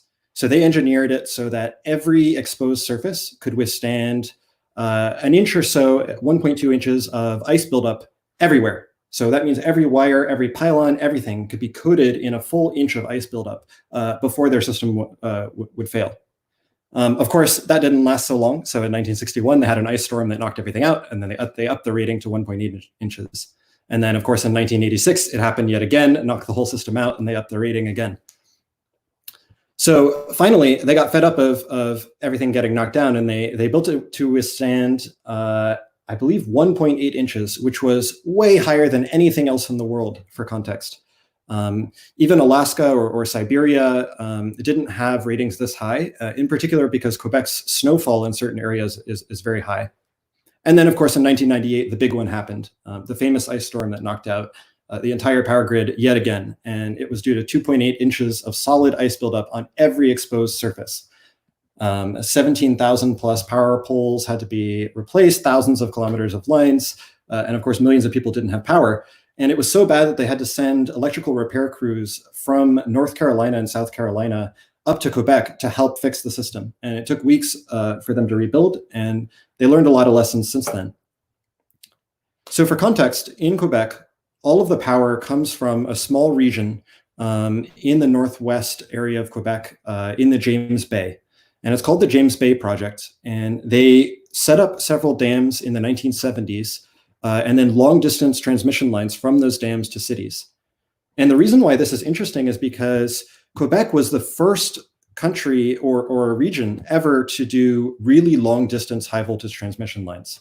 So Quebec pioneered the first 735 kilovolt lines. And at the time, the highest lines in the world were at 300 kilovolts. So they over doubled the voltage rating so that they could get really, really long distances at high efficiency. And Quebec today runs on over 90% hydroelectric power, and mostly from those dams. And the power goes all the way down from those dams into the cities and even down to New York City. They sell a lot of power into the US. So a quick overview of the James Bay project. It's incredible. It's the largest hydroelectric installation in the world at 27 gigawatts of maximum capacity. It's huge. And it won out against proposals for nuclear power back in the 1970s. Unfortunately, it had a huge cost. So they had to flood almost 13,000 kilometers of land, 11.5 thousand kilometers of which was owned by Cree and Inuit native populations. So they gave those native populations 250 million in exchange for that land. And in the process created the largest body of water ever made by humankind and is now the largest freshwater lake in Canada. So it's as I mentioned, it's all those mega dams near the Arctic Circle that are holding back this flooded area and then slowly releasing it over time to generate hydroelectric power. And of course, because Quebec is separatist at its core, it's an entirely separate grid from the rest of North America. North America has 5 grid regions, and Texas and Quebec are both independent, separate from the rest of the major grid regions. This is what it looks like in the summer. This is called the Giant's Causeway because these huge steps are the spillway for the dam. And then this is what it looks like in winter most of the year. I'm sorry I couldn't find higher resolution photos that were public free to use. So how do power grids work? It turns out coming out of your wall, you have single phase AC. So in the US, that's 110 volts, and it looks like a sine wave. So if you plug in a voltage or an oscilloscope into the wall, you'll see one nice clean sine wave at 60 hertz. So 60 times per second it's going above, and 60 times per second it's going below 0 volts. And the reason why we use AC is because Tesla won, if you like the Tesla and Edison wars. It turns out that AC is easier to convert between high voltage and low voltage than DC. And that's because transformers rely on AC because you need a change in electric field for a transformer to work. So old school power grids ran entirely on transformers and fuses or breakers, and regions would be connected, and you'd have big long distance wires at very high voltage and then local wires at lower voltage with transformers going between the two. Modern systems are a lot more advanced than that. We have capacitors, we have thyristors, we have optic coupling of like digital control systems, because when you have such high voltages, you can't just like plug an Arduino into a relay and turn them on and off, right? It'll fry the whole thing. So you have to use fiber optics to couple the signals for the control circuitry so that you don't accidentally zap whatever it is that's deciding when to turn power on and off. The other major issue that power grids deal with is a changing load. So over time, throughout the day, throughout the month, throughout the year, the load on the electrical grid varies wildly. And a lot of the job of electrical operators is to respond to those changes in load quickly and also respond to the economy of how power is sold and bought. So when power is cheap in a certain region, it makes sense to ship it over a very long distance to a more expensive region. But other times it may not make sense to do that. So a lot of the job of people who operate power plants and power grids is balancing the frequencies and the phases of the power system to make sure that it all stays operative and that we're not lagging. And what I mean by frequency synchronization is that when you think of a power grid, think of big spinning wheels, big flywheels inside of power generating plants that are really heavy. And that spinning kinetic energy is actually one of the major safety systems in a power grid. So if the power were to go out, or if a sudden spike were to happen where a lot of load is placed on the system at once, all together in sync, all of the power grids and all of the power generation plants in that region will start spinning slower because you're pulling energy, kinetic energy, out of the wheels and turning it into electrical energy. So managing that kinetic energy and making sure that the wheels all stay spinning at the same rate and all together in sync is super important, and it's one of the hardest things. And to make it even more complicated, measuring the system is very, very different than measuring some microelectronics. So they use tools like, I'm blanking on the name, but there's one tool in particular that's really cool where you can bounce a signal off of the end of a transmission wire and watch it come back and measure how long the transmission wire is and if there are any faults in between, because any change in impedance in the wire will cause a reflection in signal. In the same way that waves bounce off the end of a pool, signals bounce off the end of a wire. So they'll often send signals down wires to see where did the wire go down. And it's like, oh, at kilometer 236. And then they send out a car or a helicopter and they replace that one part. Another major issue is that the whole grid is actually a giant antenna. So any signals that you put over the wires end up radiating out into space. And I'll get back to that a little bit later. So we talked about AC. We have three-phase AC powering most of the system. And that's because Tesla won the current wars. But DC is making a comeback. So these days, high voltage DC is a big part of modern power systems.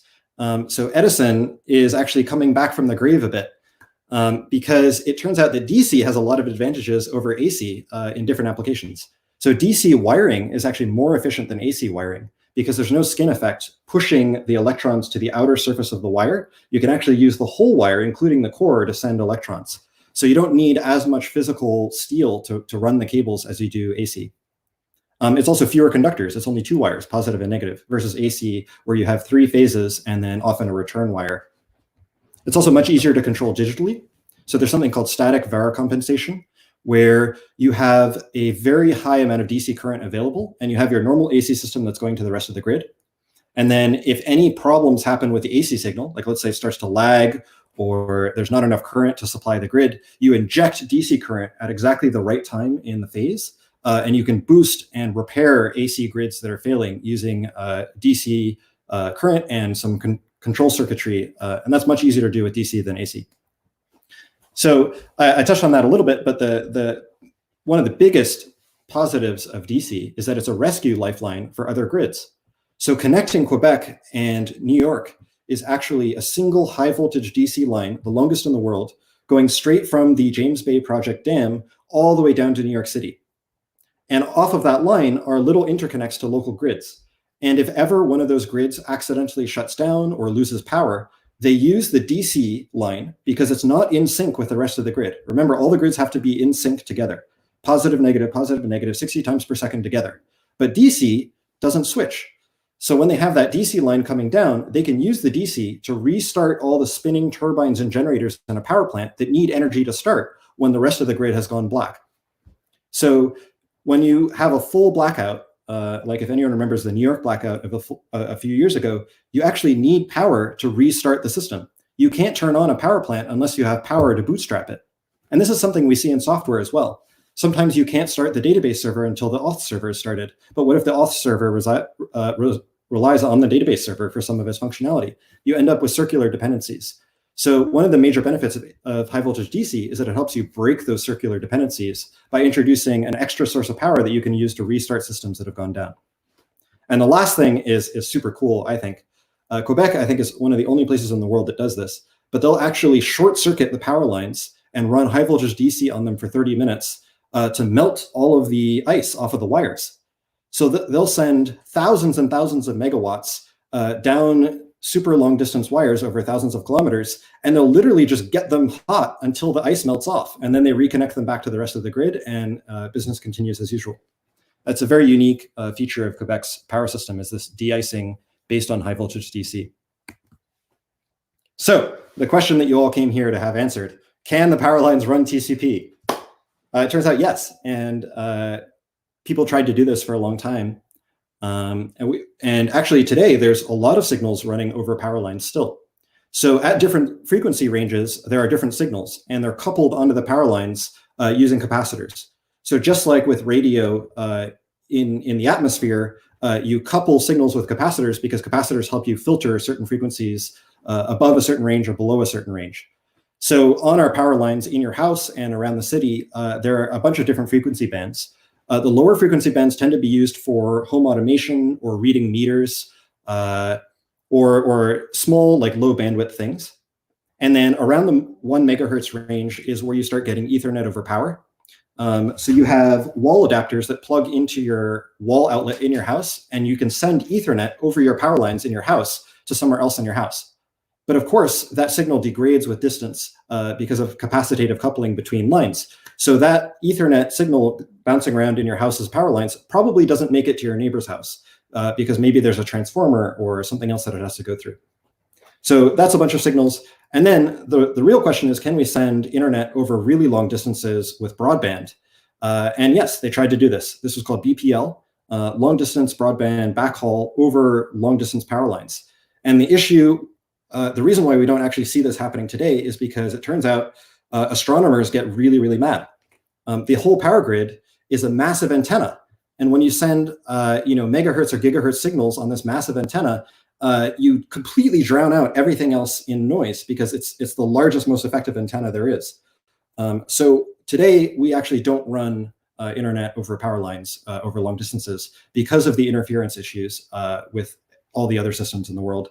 And it turns out that it's quite difficult. You get losses, and fiber is easier in the long run.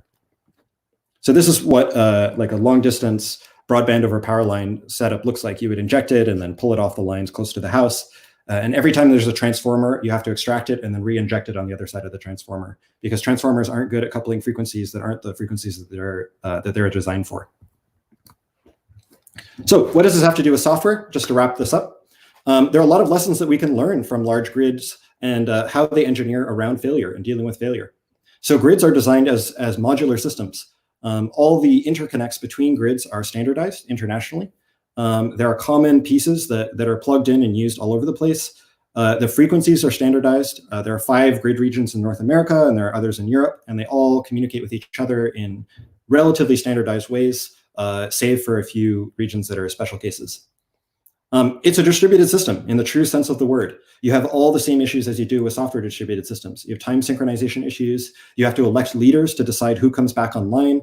And you have to be able to apply back pressure. So when there's a lot of load in a system, you have to somehow respond back to that load and tell people, hey, stop using so much power. Or tell the power plant that's generating, hey, you need to actually generate more power to come up with this. So in all the same ways that we deal with this in software, they have to deal with this in hardware in a critical system. So that's the other major thing, is the power grid is a very critical system. It's relied on for millions of people's safety. It's used in hospitals to keep people alive. It's used all over the place. And it needs to be able to degrade gracefully. So when faults happen, they have lots of systems in place that allow them to gradually reduce load or segment different parts of the grid individually such that they don't take down the whole system. So South Africa over the last year has had a lot of issues where they do what's called load shedding, where they'll brown out whole regions or they'll black out whole regions in order to save the overall health of the power grid. That's one way to do it. Another thing that has to be dealt with is split brain situations. So if 2 power grids go down and then they restart independently, they may be spinning at different frequencies or different rates. And when they resync, they have to actually physically slow down the generators until they're in sync again and then reconnect them together. And you get huge sparks when you close these breakers. It's pretty cool to watch online. And then the last thing is it's a human system. Fundamentally, like any complex software system, it's humans at the end of the day. So Hydro-Quebec in Canada is a 22,000 person company. So like Google, they have similar issues internally where they, even just to communicate the specs of what do we do in case of a failure, how do we sell power to other people? What happens, if they don't want to sell power back to us at the same price that we sold it to them? There's all sorts of politics and things that need to be dealt with. And as a closing note, I want to touch on one of the best solutions that Quebec has had for dealing with massive distributed failures, and that is designing everything in circles. So the power for Montreal arrives to Montreal from a circle. There's a ring of pylons that form a circle around Montreal, and all the power that comes to Montreal goes to the circle. And this is cool because if there's a break at any point in the circle, the power just takes the long way around. And this design is what saved Montreal from many more blackouts and power outages over the last couple of decades. And I think more systems should take inspiration from this, of dealing with a ring of providers such that if any position in the ring is broken, you can share data around the long way around and the whole system doesn't go down. So that's it. Thank you so much. The conference has gone super smooth. Thank you, organizers, AV team especially. And yeah, if I got anything wrong or if you want to point stuff out, just talk to me on Twitter or Discord. Thanks. Thank you. That was fascinating. What an amazing system that's set up there. I know that I almost got in trouble in high school for running Wi-Fi over a coax cable, which also makes big noise in the atmosphere. So fortunately, somebody told me not to do that. Thank you again to all of our speakers for all of the talks that we had today. What an amazing slate of ideas, and the unconferencing time. I had a lot of fun talking about tiny games, and I hope whatever unconferencing you joined was also similarly enlightening. So that wraps it up for Bang Bang Con 2020 Day 1. I will see you all back here tomorrow morning. Allison Parrish's opening talk will begin around 10:45. We'll start the stream around 10:30, but feel free to hang out in the Discord if you're a ticket holder, and then also our various Zoom rooms and other things that we have for you to connect with each other after the stream is done for the day. I also just want to give another shout out to the other organizers who have been so instrumental in helping all of this happen and organizing things behind the scenes to make sure that speakers and attendees have a smooth experience. I also want to thank Confreaks and Cindy in particular, who's behind the scenes right now running the stream, making sure that all these transitions have gone so smoothly, and we've had just so few tech problems than we were expecting to have. Not that we were expecting tech problems, but that we left time for them, and then they haven't happened. Knock on wood. So that's been absolutely amazing. I also want to make sure I thank Mirabai and Stenonite is the business name for Mirabai, who is running the closed or open captioning, which is happening right now. bangbangcon.com/livestream if you haven't seen that. And then also, of course, I want to thank all of our sponsors who gave us money to make this happen and allowed us to hire Cindy and Mirabai and our other, and then pay our speakers and do all the things that we like to do to make sure that our conferences run in a way that respects people's time and pays them for their work. So shout out to all of our sponsors. We'll put their names up on another slide at the end, but I'll also give them a shout out right now. Xander is our excellent sponsor this year, and Kickstarter, 2 Sigma, Jane Street, and the Recurse Center are our awesome sponsors this year. So thank you to all of those, and then thank you also to the people who went to bat for us at those companies to get us those sponsorships, and connected us with the decision makers at those companies so that we could talk about making that happen. It really is a word of mouth kind of a thing. And if you're interested in having your company or organization sponsor Bang Bang Con or any of the other Exclamation Foundation talk things that we do, please get in touch. Julia Evans is our main point of contact, but get in touch with any of the organizers and we'll be able to point you in the right direction for making that happen. Thank you all for tuning in. Thank you to everybody who's watching on the YouTube live stream today. And I hope you had an amazing day. And we will see you tomorrow for another great day of Bang Bang Con 2020 virtual edition. Yeah, cool. Thank you, and have a good night.